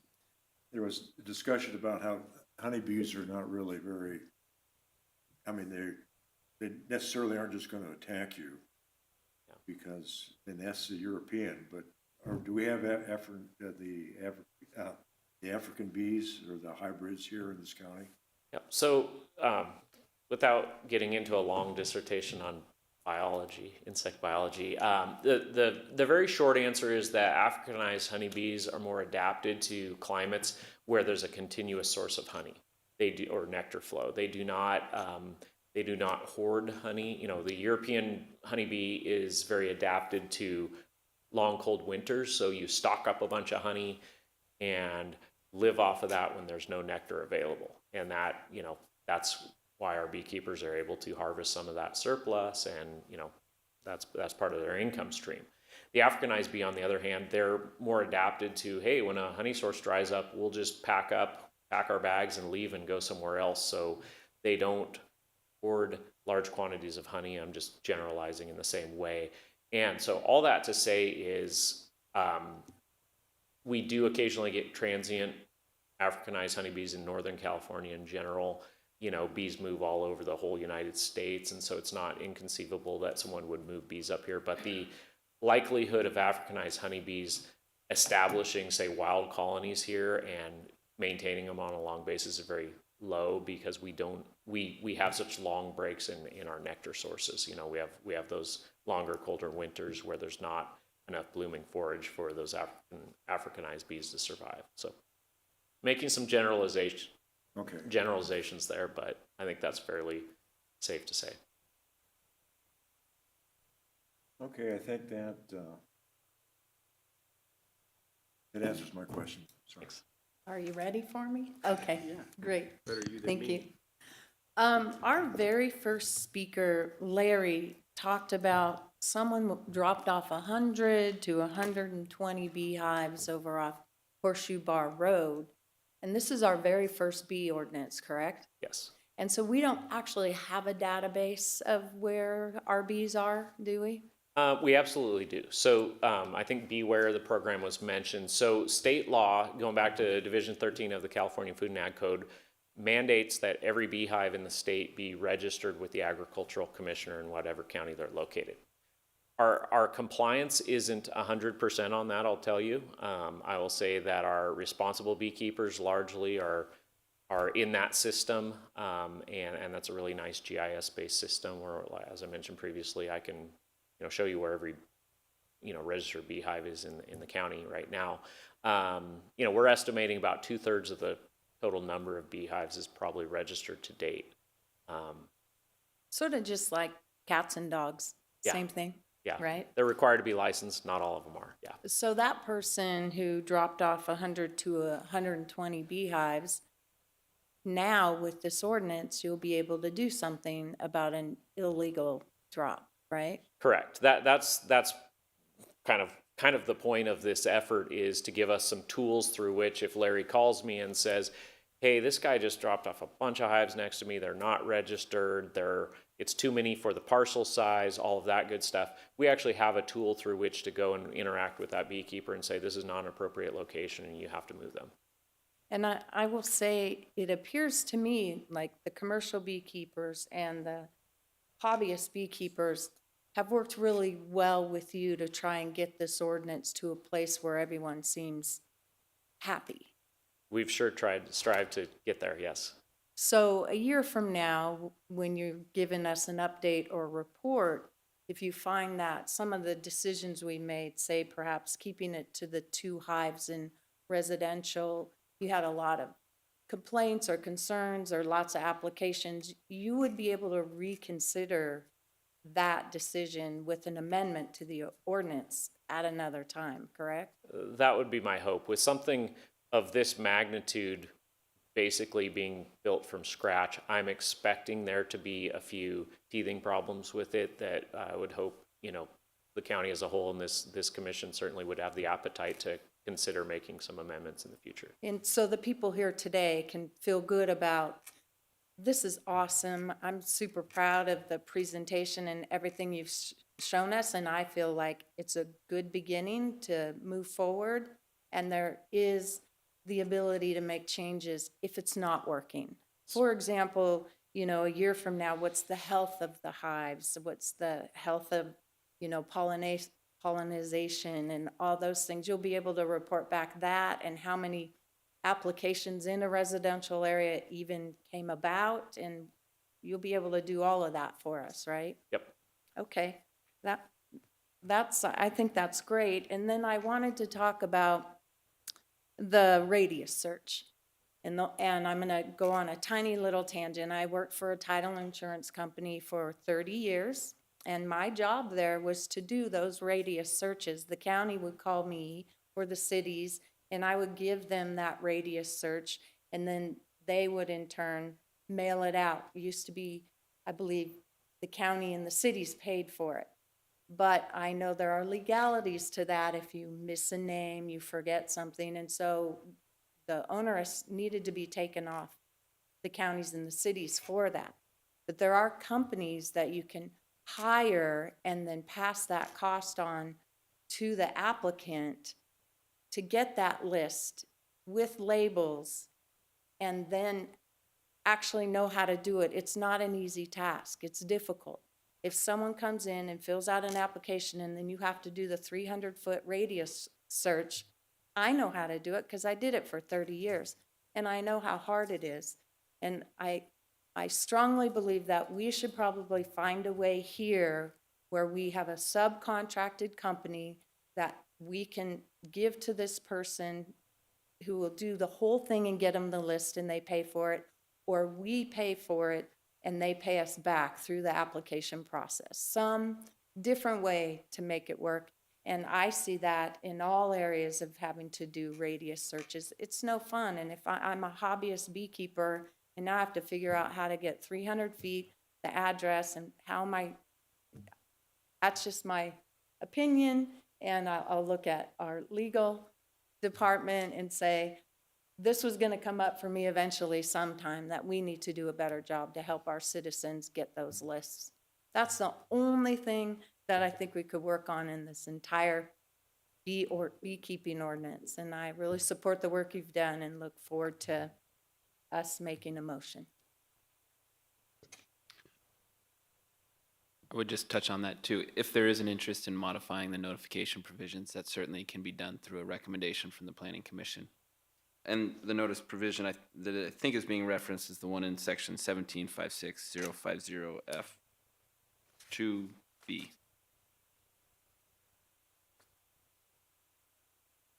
But if I may, I understand there's some legalities about us providing that list. I think I'm fine with supporting the 300-foot radius. I just think we should find a better way to make it easier for the applicants to get that list. So I'm not particularly saying we should change it immediately. It's something we should do overall for the future. And I will say, particular to this issue, this particular point generated probably the most discussion on any point in the entire ordinance. And how do we accomplish this? The county could do it, but then there's a pretty significant cost that the beekeeper would incur to pay the county to do that for the staff time. And, hey, this is for 2 hives. We don't want to, charge a beekeeper $1,000 for the privilege of having 2 hives, for instance, versus putting it on the beekeeper. There's a lot of technical challenges, as you mentioned, in doing that. But at the same time, it's up to them to accomplish that, so they're not paying the county for it. You know, we went back and forth on a lot of different scenarios, and this is where we ended up, but There's mailing companies and mail houses where it wouldn't be $1,000. It'd be a couple $100, if that, to get the 300-foot radius and to provide the letter and mail them out for them. So it should not be $1,000, for sure.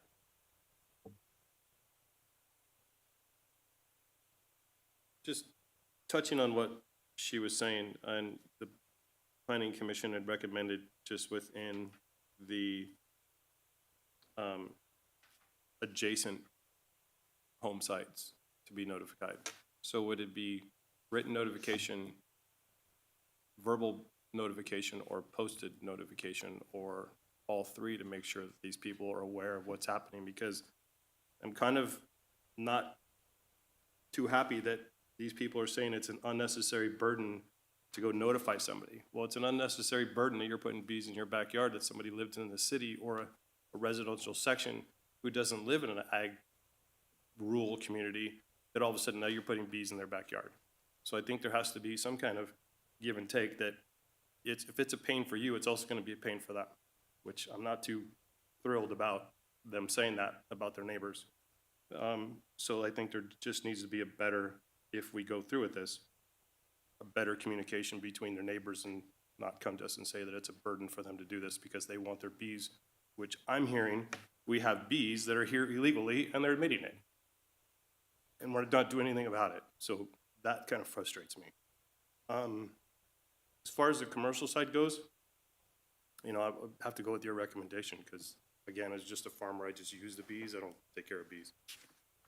But the residents, I think there probably needs to be some more work done on it before I can make a recommendation or agree to this.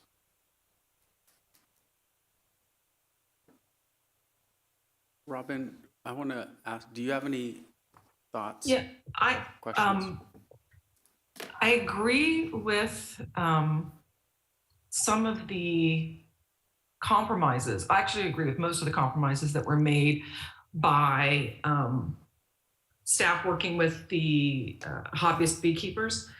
I also have some concerns about the notification process. However, I think this is something that might work itself out through this year that we're going to be implementing this new process.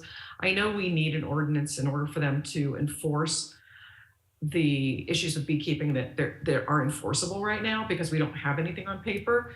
But I like the willingness of giving this a try and seeing where some of the challenges are, and then revisiting it next year if we approve it today, and finding out what some of the challenges were with the notification process. What were some of the challenges with the commercial beekeepers up against the hobbyist beekeepers, or any of the complaint issues that the Ag Commissioner gets this next year. I think this, as it's written and as it's been worked out over the last couple of months with some of the questions that we had last time this came before us, I think this is as close as we're going to get right now in a compromise that we can work with.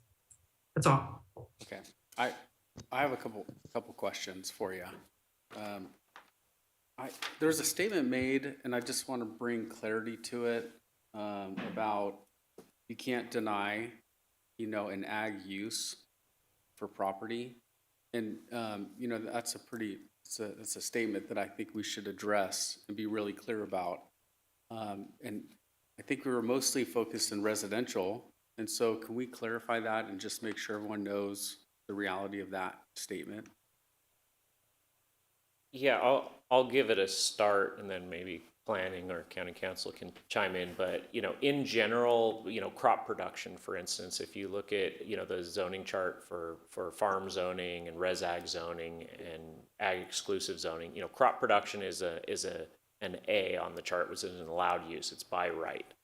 But then you get into some of the more intensive things, like one of the things I would throw out there is like a turkey ranch. When you go over 100 turkeys, you actually need a conditional use permit. And we'd all agree that, raising turkeys commercially is and that's also in our animal raising and keeping, and it's in the same section of code as this beekeeping would go into. And so that's where, yes, you can at a hobby level, you can have a few turkeys. You can have a small commercial operation by right. But then when you get up into those really impactful types of animal raising and keeping situations, I'd use that as an example where it's even a much higher standard than this that's required once you get into a significant commercial poultry operation. Yeah, and I would just also add on to that, the limitations that are provided are contained within Chapter 17, which is the county's zoning ordinance, and specifically Article 17.56, which is the specific use requirements. And those sections do allow the county to put limitations on specific land uses in specific areas. So this is in line with it. If it were contained in a different section of the county code, then it wouldn't be permissible, but that certainly is permissible to have it in here, and this is the right mechanism to have it included. Okay, great, thank you. And then one final thing is I also am reading and understanding the concern with using the system for notification and so are there clear instructions? And is there a way for someone to experience the system so that they can learn how to use it and maybe even reduce their costs if they would want? So I just want to understand a little bit more about the system and use and supporting a first-time user through the technology side of it. Sure. So in attachment E, that includes instructions for how you would go through the county GIS system to generate a mailing list. And ideally, that is something that someone could do at home. The steps are relatively simple. But what it does provide is only the addresses of your neighboring properties. So that would be sufficient for you to send a letter to your neighbors, but it wouldn't give you their names or the actual property owner's address. For that, you would have to take that generated list into our assessor's office and retrieve the owner's name and their address from their files. And that was the easiest way that we could not have to charge the residential single-family hobbyist beekeepers coming in for a process, because even our lowest level administrative approval process is still a $250 process. And even if we were to be doing that, we felt that any cost that was incurred by the hobbyists required through a fee would limit the amount of compliance that we would receive from those hobbyists. Yeah. And couldn't it just be a single step process where they get the address from GIS and send it to the resident so they don't need to come into the assessor's office to find out the property owner's name? That is correct, but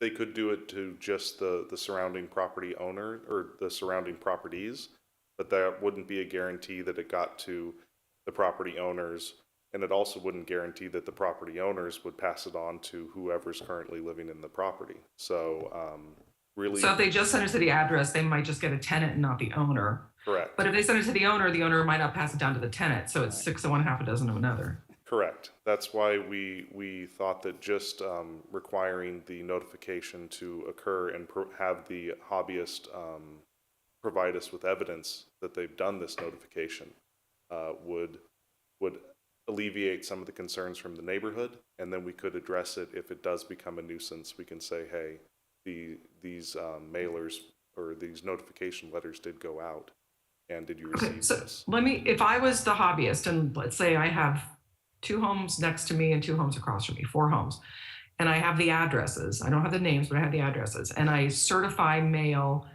to resident occupant at that address. Would that be sufficient?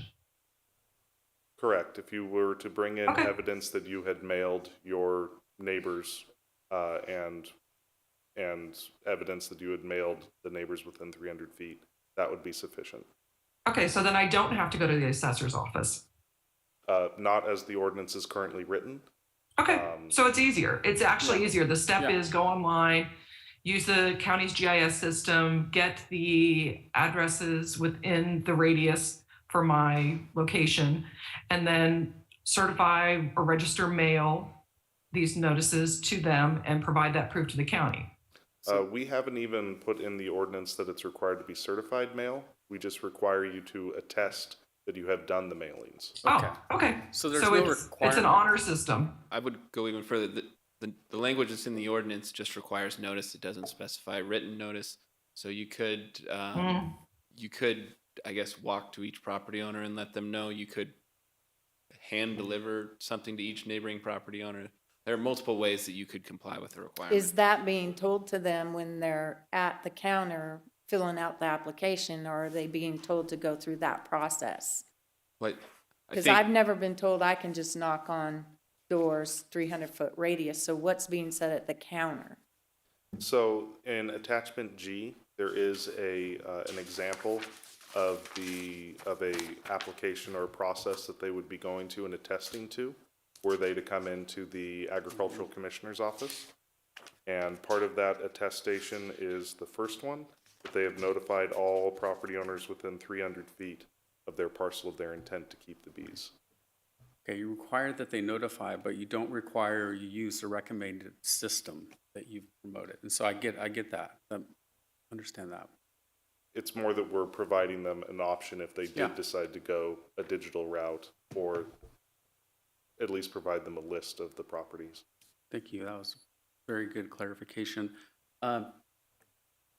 If we don't have any other questions, we can move it to discussion. I know we've already done a little discussion, and we can bring up staff if we need to, again, for more clarification. But let's bring it to the commission. Oh, you have another? I just want some clarification from Commissioner DiMattei. Yeah. About the final, what you had mentioned about the residential and how you weren't sure you could support it at this time. The reason why I think is some of the notification stuff. You know, I kind of go based also on what the planning commission said that they want notification. I heard posted, but it's not said posted. Yeah, I guess my biggest example is what that slide is I showed, you know, at the last hearing we had, is that it happened in my neighborhood. They swarmed twice to the neighbor next door. They were locked out of their house for 4 hours because they couldn't get in their house because it was a swarm of bees. And they were never notified that there was bees because it was done in the city of Rockland and it was done illegally. But I just have a bad feeling that this may just take precedence. But I like the ordinance because then it gives them some leeway to go stop this problem with unregistered beehives. So it's kind of, for me, it's like a double-edged sword. I guess the notification needs to be clear. Maybe you post a sign that you have bees in your yard. Anthony, would it Yes. help if the notification said written notification? Again, it could be written notification, but again, like you even stated, how do we know that it gets to the occupant of that piece of property, if it's a rented piece of property or not? So I'm thinking, you know, just like, you know, we've posted in the past in our commercial stuff that, you know, we're gonna spray or we're gonna do whatever because we're closer to residential areas now that they've moved into where our farming land was. So maybe we could post, or that person can post, that hobbyist can say, look, I have 2 hives in my yard. So it's more notice tool, and to people who are gonna maybe walk around the neighborhood who didn't get the notification, because maybe not everybody checks their mail like I do. So I'm just thinking better communication to their neighbors that has to be stated and written in this ordinance. So, for example, if we chose option 1 and we get the recommendation from the county and we add to it residential, in the residential zone, you must have a sign that says this is a beekeeper's home. I mean, would that Maybe help you? Something like Get that. there? Because a lot of my neighbors didn't know till after the fact that there was bees in our neighborhood. And it became a nuisance. And nobody really turned them in because everybody kind of wanted to stay friends, right? What caused a problem. I just feel like this ordinance is gonna hopefully help with that. Yeah. And I feel like we should, I agree. I Yeah. hope it does, because right now, again, like, there's nothing, and these guys have, there's nothing they could really do because there is no ordinance. And I think if the ordinance is put in place, that it gives them the opportunity to fix the problems that's out there right now. Because obviously, people are admitting right now that they have illegal hives in their yard. And we do nothing about it. So yeah, I like the ordinance. I'm not in favor of the ordinance. Perfect. I just think it needs to be clarified, the communication between the neighbors. And then also what happens if, the guy within 300 feet sells his house and a new guy moves in and he's been a beekeeper or bee hobbyist in another county, another city, and he wants to do it, but now he can't. And now we're putting limitations on people to have this. People move to this residential sections because they don't want to live in an ag where we're spraying or we have bees, or so I'm trying to help protect those people but help the hobbyists at the same time. yeah. And so, okay, so I think I'm in support of option 1, and I'm prepared to make a motion for option 1 based on conversations with the ag commissioner that he's gonna come back to us in a year and tell us where our loopholes, tell us where our notifications are or are not. And the reason why I support it is I believe that agriculture is so important, and I believe individuals should be allowed to grow their own food, do their own agriculture, and we should never stop that from happening. We should be able to grow our own food. I want to have a planter, I want to grow tomatoes, I want to have bees. We should do everything we can to allow our community to grow their own food every chance that they have. And so I'm willing to say, let's go for this, and then Josh can just report back to us where the loopholes that we didn't quite get right, and we'll fix them then. No, So- I agree with you. I'm all about people. I used to do a project at the kids' school to teach kids how to grow their own gardens at school. But I don't think we can keep tomatoes and squash and sunflower seeds in the same sentence as bees that fly. It just doesn't make sense to me. It's a whole different subject. Now I lost my train of thought. But anyways, So are you good with, well, I'm gonna make a motion, and Before we'll you do find that, out. Before you do that, I just Yeah. want to add, we're discussing, and so I think this notification was recommended by the Ag Commission. I like the flexibility that the notification system has. It's better than what we're doing. I say we go with the recommendation. Option 1, I'm in favor of option 1. I think we stick with the recommendation based on another body's suggestion too, and see how it goes. I agree that more notification is better. I don't know if sticking a sign in your yard is right, but I'm a fan of option 1, leaving the notification system, going with recommendation with how it's presented in the staff report. And I also agree with option 1, and I know a lot of work has gone into this proposal. I also understand that there is no perfect notification system, whether people move or, how often it's done, and some neighborhoods don't allow signage. And I think if we move forward with option 1, we will find out maybe quickly if the notification process isn't working, because the ag commissioner will receive complaints and the neighbors will say, well, I didn't know. I'm in the same boat as Commissioner DiMattei. We both had next door beekeepers, and they were both nuisances. So we have also met with the ag commissioner on this topic specifically, to how we could make it reasonable for hobbyists to continue their hobbies and continue helping the bee population and the community, and also making sure that people that have allergies or are next to nuisance bees or just bad hobbyist beekeepers who aren't, taking care of their hives can be controlled or managed through the ag commission, where he can't do it now because he doesn't have the ordinance. So I think this is like the best amalgamation that we can get right now, knowing what we know. That's just my opinion. also, flipping through my notes, so I lost what I was thinking. There was some comment from the public that, you know, hobby beekeepers make a significant difference in pollinating almonds. I will have to disagree with that as a farmer. I had 3,000 acres of property that we had to bring in thousands of hives to go, hundreds of hives to go do this, and you know, 3 hives in somebody's backyard is not gonna make a huge difference when I have 1,500 acres of honeydews or prunes to go to do that. So, again, I read that and I wanna make that clear that it's not gonna be a burden or a hopeful for us. But also, I'm agreeing with my colleagues here that, I think Josh needs, and the department needs a better handhold on what's gonna do this, and if option 1 is what's gonna lead us to that, then I would agree with you guys.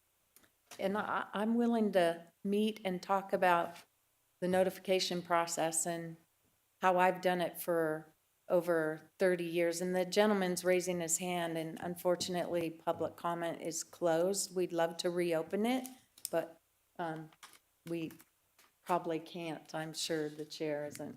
But I didn't want you to to get tired and have you keep holding your hand up. Commissioner Dahlgren again, I do appreciate all of the hobbyist beekeepers who sent in letters and who are there today to explain their position. Although we're not hearing from the bad hobbyist beekeepers, which we've had some experiences with. So I appreciate the ones that are here and that are doing it in the proper way and taking care of their hives and taking care of the neighborhood that their bees are pollinating. But there are some, you know, bad apples out there, and unfortunately, 2 of the commissioners on this commission have had experiences with them. So we're trying to keep that into perspective as well. One more question for you guys. By putting this ordinance into effect, do you think that does help eliminate the bad people that are out there that are doing this illegally and letting swarms go into neighborhoods or houses that cannot, you know, get in their house? Or, you know, even one of the public commenters said that, you know, when they go to swarm, it could go into their eaves and it could go into their house and it could be a problem. Well, so now seems like, well, if we're allowing this to happen, we're upping the chances of that to happen by letting these hobby beekeepers come in. So he's kind of making my argument clear that there's gonna be resident problems, that it's gonna have an effect on residents who moved into a residential neighborhood who didn't want to live in a rural neighborhood and have bees. I believe our response to that would be that this ordinance goes a long way to provide us teeth to enforce those concerns. Okay. Because as it stands today, if we have those concerns and we say this is too many bees, they say why? Gotcha. And right now, the only response is because he says so, or the ag commissioner says so. Thank and you we for feel that right now, this is a good step towards that enforcement that you're looking for. Cool, thank you. That clarifies. Okay, I have one more question, or trying to clear up my fog here a little bit. There's attachment B, and I'm assuming that's just a recommendation, but that's not part of this ordinance? That has not been worked into this ordinance. What's That the recommendation here has not been worked into this ordinance. This ordinance is still calling for the 300-foot notification. This recommendation is from the Agricultural Commission, and they recommended that it be adjacent properties only, with a posting of a sign for 45 days at the front of the property. That was their recommendation to address the notification concern. Okay, so that's not part of this. That is not currently implemented into this ordinance. If you wanted to recommend the same type of notification, we could implement that in your recommendation. Well, I think it's pretty clear. There's a number 2 here. That's what's confusing me. And it's out of place with what but I'm assuming that this is number 2 to an existing ordinance in A, In A? attachment A, at the very end.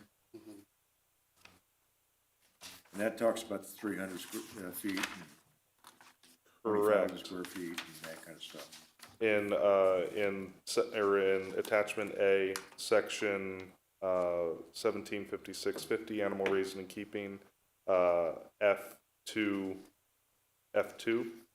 the section on beekeeping, is where the 300-foot notification sits. Yeah, so it says, so the 2 doesn't really seem to fit with anything necessarily. Where's 1? What's 1 in? I'm sorry? Under F? Where's F1? Oh, 1 is not included. Page 4 of 6. You mean on page 11 of the packet? Right. Between F and immediately goes to 2? It's because section 1 does not address beekeeping. It's already in our ordinance and we haven't modified section 1 at all. So number 1 doesn't apply to this? Correct. Okay. Now my fog is clear. Sorry, that's what occurred there. So if the Ag Commission has recommended that we do adjacent properties and signage, do we do both 300-foot and that?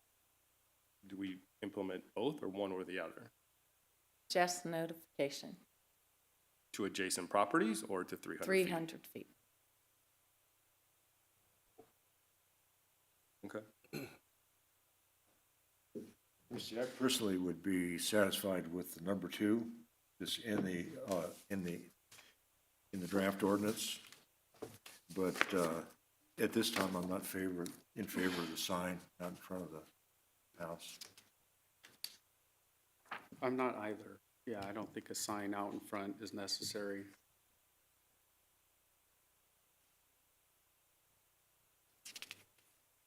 It's only there for 45 days. It's not more than, you know, again, the commissioner and I have had these problems, and again, I am kind of getting positive feedback from the people who have bees saying that, yeah, they can go and invade somebody's house, and we had this problem. And now we're just, but I really want to have, I mean, what I think, because I've seen this problem firsthand, so is another commissioner, that the ag department needs to have a stronghold and teeth to be able to apply these rules and regulations. So the signage for me, I just thought, you know, as a farmer, we notify people, and you're not always gonna get to the right person who lives in that residence. So, you know, 30 days, 45 days, it's not that big of a deal, I don't think, to have that. Because, like myself, I don't always go to the mailbox and check my mail. So how do I know that I got that? Most of my stuff is all done online. I don't have to go to the mailbox. It's mostly junk mail in today's world. So that's why I think if there's visual signage out there, it also gives the neighborhood that may not have been contacted that notification. You know, I guess I'm getting a little bit confused here. The swarming that we're talking about, that would apply mainly to wild bees, right? No, we had it in our neighborhood who somebody No, who I mean, had. as far as somebody that's got a beehive, is it likely that their beehive is gonna swarm? Or are we just talking about wild populations of bees? So, you know, again, to bee biology, the way that bees reproduce and spread in nature is that, you know, in the springtime, the colony builds up its population. You know, it goes through a real significant increase in populations. The nectar and pollen sources become available. They build up and they create a bunch of little queen cells for new little baby queens inside the hive. And then the existing queen takes about half the bees in the hive and takes off. And that's what we call a swarm, is the queen plus about half of the worker bees. And that is in nature how bees spread throughout, you know, the country or the world, right?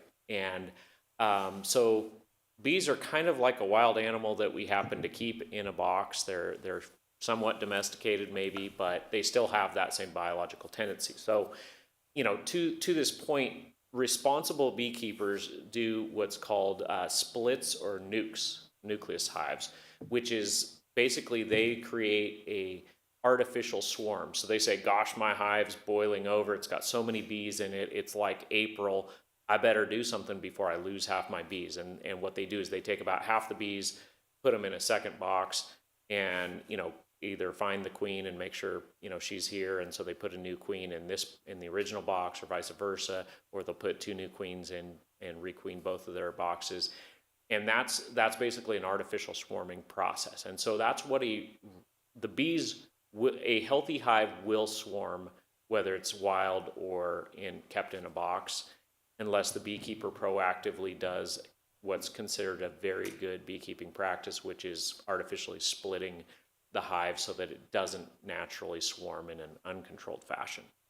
So I think that's what some of the comments alluded to, was the irresponsible beekeepers not keeping up with that process and losing swarms, which is to their detriment because they lose half their bees, and it's to the neighbor's detriment because they end up with a situation like Commissioner DiMattei and Commissioner Dahlgren have experienced.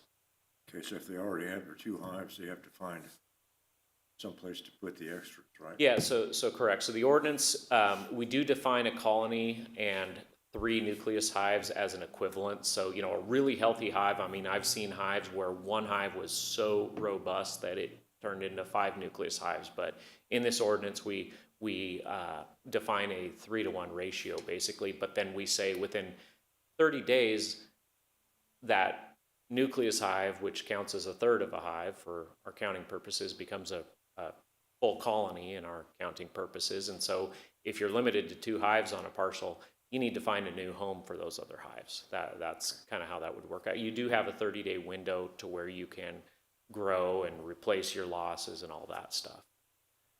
And so if a residence like we're talking about here, all of a sudden has a swarm of bees in their house, and I guess there's probably no way you could determine where exactly it came from, but if that seems to be a common. Unless someone watches it, like leaving from over there and coming to my tree in my yard, If that's a common yeah. activity in the neighborhood, then that would constitute a nuisance then, right? And that's where you could deal with it. Yeah, if that's a bad beekeeping practice, if a beekeeper is not managing their swarms. I mean, so just from that best practice standpoint, it's a lousy thing. It's not in your, if you're a beekeeper, it's against your best interest to let your bees swarm because you lose half of them. And I think you heard a lot here about all these eager swarm catchers who are available to go out and perform this service of capturing those bees. What's in it for them is they get free bees. I mean, it's a good deal for them as well, and they benefit from that in essence, and benefit the community by cleaning up those swarms. Okay, so I'm not seeing the connection with the sign, I guess, in front of the house. If I may on this, and Commissioner Johnson, you'll probably actually resonate. The 300 foot and the burdensome nature of maybe the 300-foot notification was discussed at the Ag Commission, and actually Ag Commissioner Jordan mentioned the process with the timber harvest plan where it requires that 45-day notice prior to, the parcel has to be posted for 45 days prior, plus the adjacent property notification, and that's kind of what they based their recommendation on, was something similar to a timber harvest plan type notification process. Okay, are you supporting that, or? That's what the Ag Commission supported. I without belaboring this, I think human psychology is part of this beekeeping thing and beekeeping complaints. And if people know there's bees, they're far more likely, a beekeeper who's pretty subtle in what they're doing is typically a successful beekeeper, and a beekeeper who advertises what they're doing is often a less successful beekeeper when it comes to their neighbor interactions. Okay, thank you. You're welcome. Mr. Chair? Yeah. Are you ready for Yes. a motion? Adam, could you put the recommendations up on the slide, please?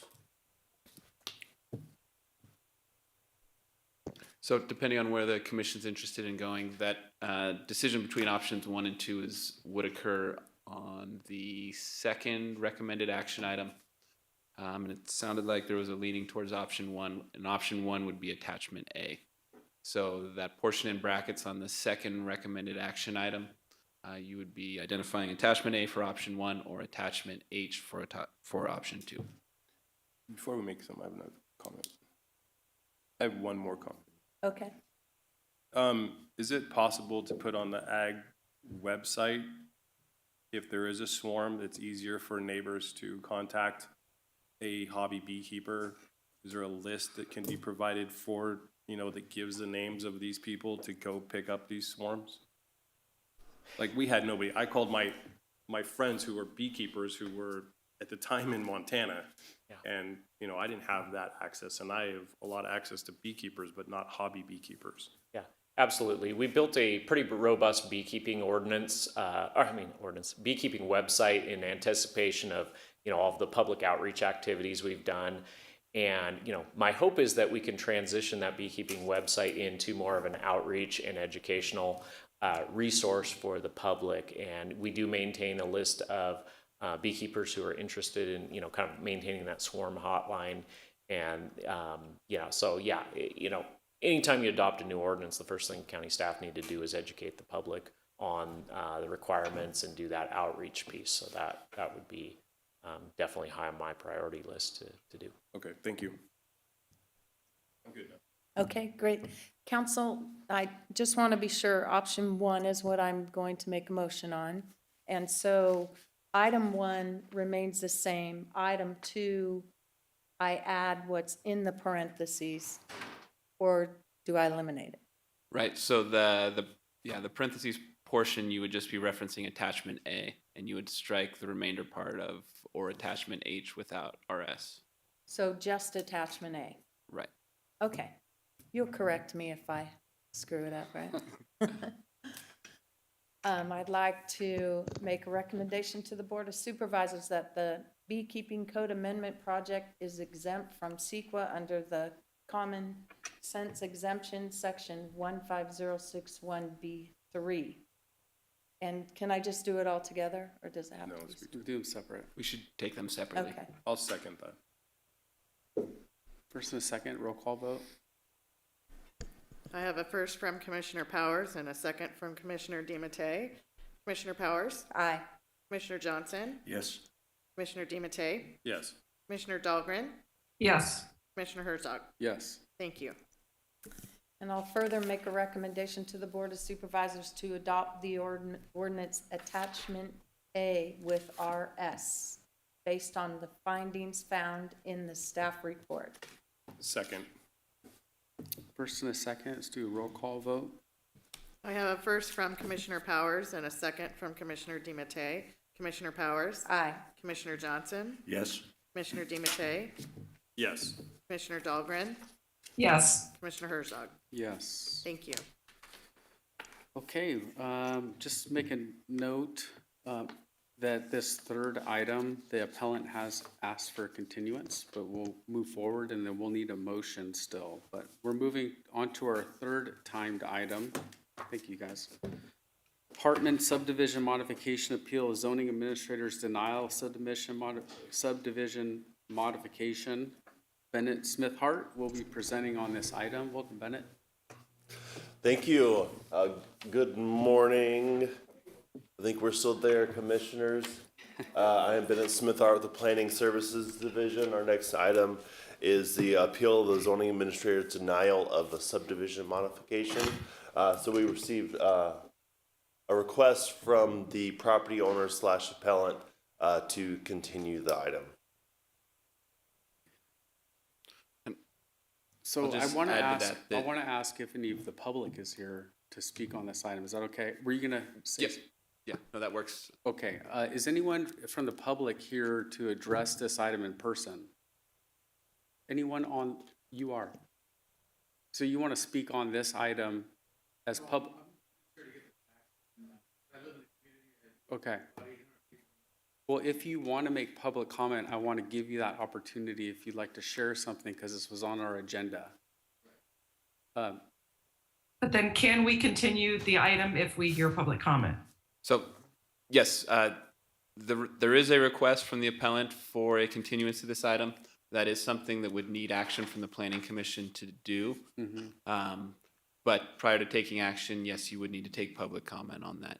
Okay. And the reason, I know a couple weeks ago we had a continuance that automatically gets included in. The process is a little bit different when you have an appeal. In our county code, when there is an instance of an appeal, there has to be an agreement between both the commission and the appellant to the continuance for it to occur. Got it. Okay. Is anyone online here to speak on this item from the public?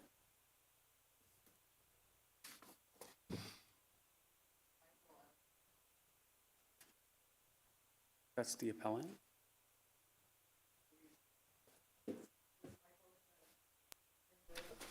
Yes, Michael is here in case any questions came up. He's the property owner / appellant. Okay, okay, but no one else from the public is online?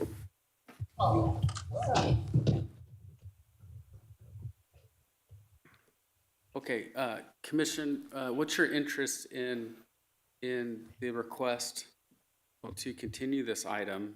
And we can get some direction, and then we can take public comment. Where are we headed?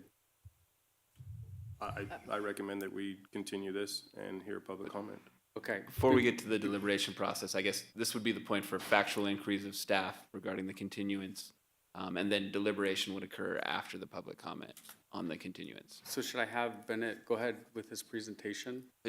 So no presentations needed. There is a request in writing from the appellant for the continuance. Okay. So I would suggest at this point, perhaps open it to public comment and then bring it back and then make a determination on the request for continuance. Okay. And public comment would, anybody wishing to provide public comment, it would be focused on that topic of whether continuance should be granted or not. So appreciate your attendance at this meeting. There won't be additional facts at this time, but I want to give you an opportunity. So would you like to, I'm going to open public comment, and would you like to come up and share anything that we should be aware of?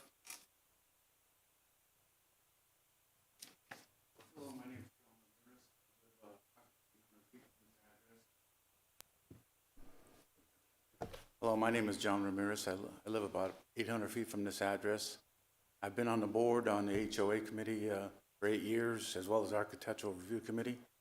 I lived in my house, built my house 23 years ago, so I kind of know the facts of what needs to take place in the community there too as well. And I've done a lot of things, provided power to the community there because I've retired from PG&E, and we've always had outages there and stuff like that. But some of the concerns I have is the size of the house. Receiving the letter sounds like they want to add a second dwelling and a third dwelling, which would be a detached garage. My first question would be is there going to be a second driveway entrance? Because I know I was not allowed to do a second driveway entrance, and I don't know of any properties in the 72 lots that are in Shadow Rock Estates that have a second driveway entrance. The neighbor across from him, Bill Rossi, just built a second dwelling for his in-laws, and he does not and was not allowed a second driveway entrance into the property or a separate driveway property. The second thing I wanted to ask is the power. The power is the second building or the ADU building, will it have its own electric meter?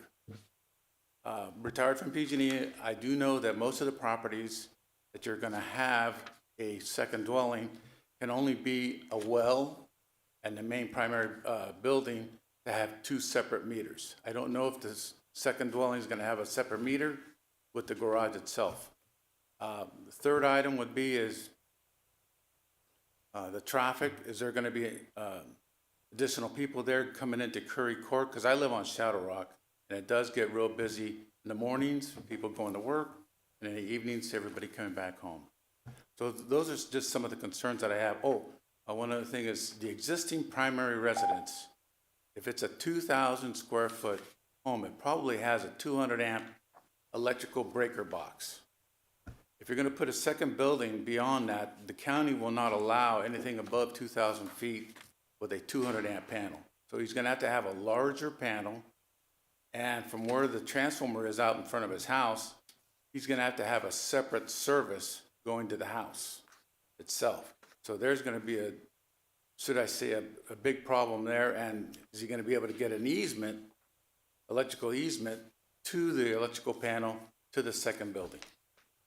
So those are some of the things you need to be addressed on whether you can build this building or not. I do know, being on the board previously, the county ruling was if you are the second property owner, the minimum subdivision lot had to be minimum of 3 acres. And I do believe the property is 2.8 is what it says on the letter itself. So I don't know if you have the notebook too as well. Is the notebook pad, is the property big enough for a septic system for both buildings? Okay, thank you for your Okay. comments. I will defer to staff for a couple of things. I am pretty confident that most of what you mentioned is in the report. It is online. You can click on it and read it, but I'll invite Bennett up to share any details about future plans, maybe even when this might show up in the future for the public. Yes, so the request at hand, the original modification is for the removal of the recorded no access strip for a second driveway. So the applicant, the property owner, is requesting a second driveway to go to the ADU. So it's a 1,200 square foot ADU. I believe it's a 4-car garage attached to it, so it'd be one structure itself. Let's see, the power cable, typically most of that process will happen during the building permit. So whatever, building code requires, they will need to construct in terms of power hooks up and utility hooked up and septic and sewer. Okay, good. I'll bring it back to the commission to consider a motion for continuance. I think we may have, somebody's got a hand raised on Oh, they do? Zoom. Thank you. that I see. Is that the appellant? So they would have an opportunity to provide public Okay. comment as well. And can we let this gentleman know that you can pick up the packet right there, sir? There's a packet right there. Should look like this for you. Michael, can you hear us? Yes, this is Michael Hartman. Okay, did you want to make a comment at all?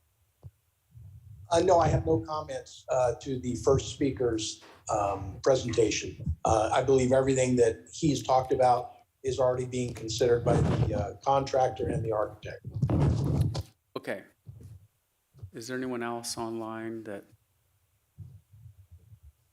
Okay, I'll close public comment, bring it back to the commission for consideration of a motion for continuance. And I believe with the continuance too, I think staff may have a desired date for the continuance. Okay.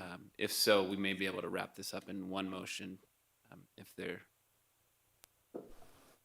I spoke with Michael about January 12th Planning Commission hearing, so it sounds like he's in agreement with that. So I think staff's recommendation would be a motion to continue this item to January 12th. Is there a lot of stuff on January 12th's agenda yet? No? Okay, thank you. So I'll make a motion that we continue this item to the January 12th, 2023 Planning Commission meeting. Second. First and a second, let's do a roll call vote. I have a first from Commissioner Powers and a second from Commissioner DiMattei. Commissioner Powers? Aye. Commissioner Johnson? Yes? Commissioner DiMattei? Yes. Commissioner Dahlgren? Yes. Commissioner Herzog? Yes. Thank you. Question, is the motion and approval to continue an item appealable? That's a great question. Yeah. I think it may be.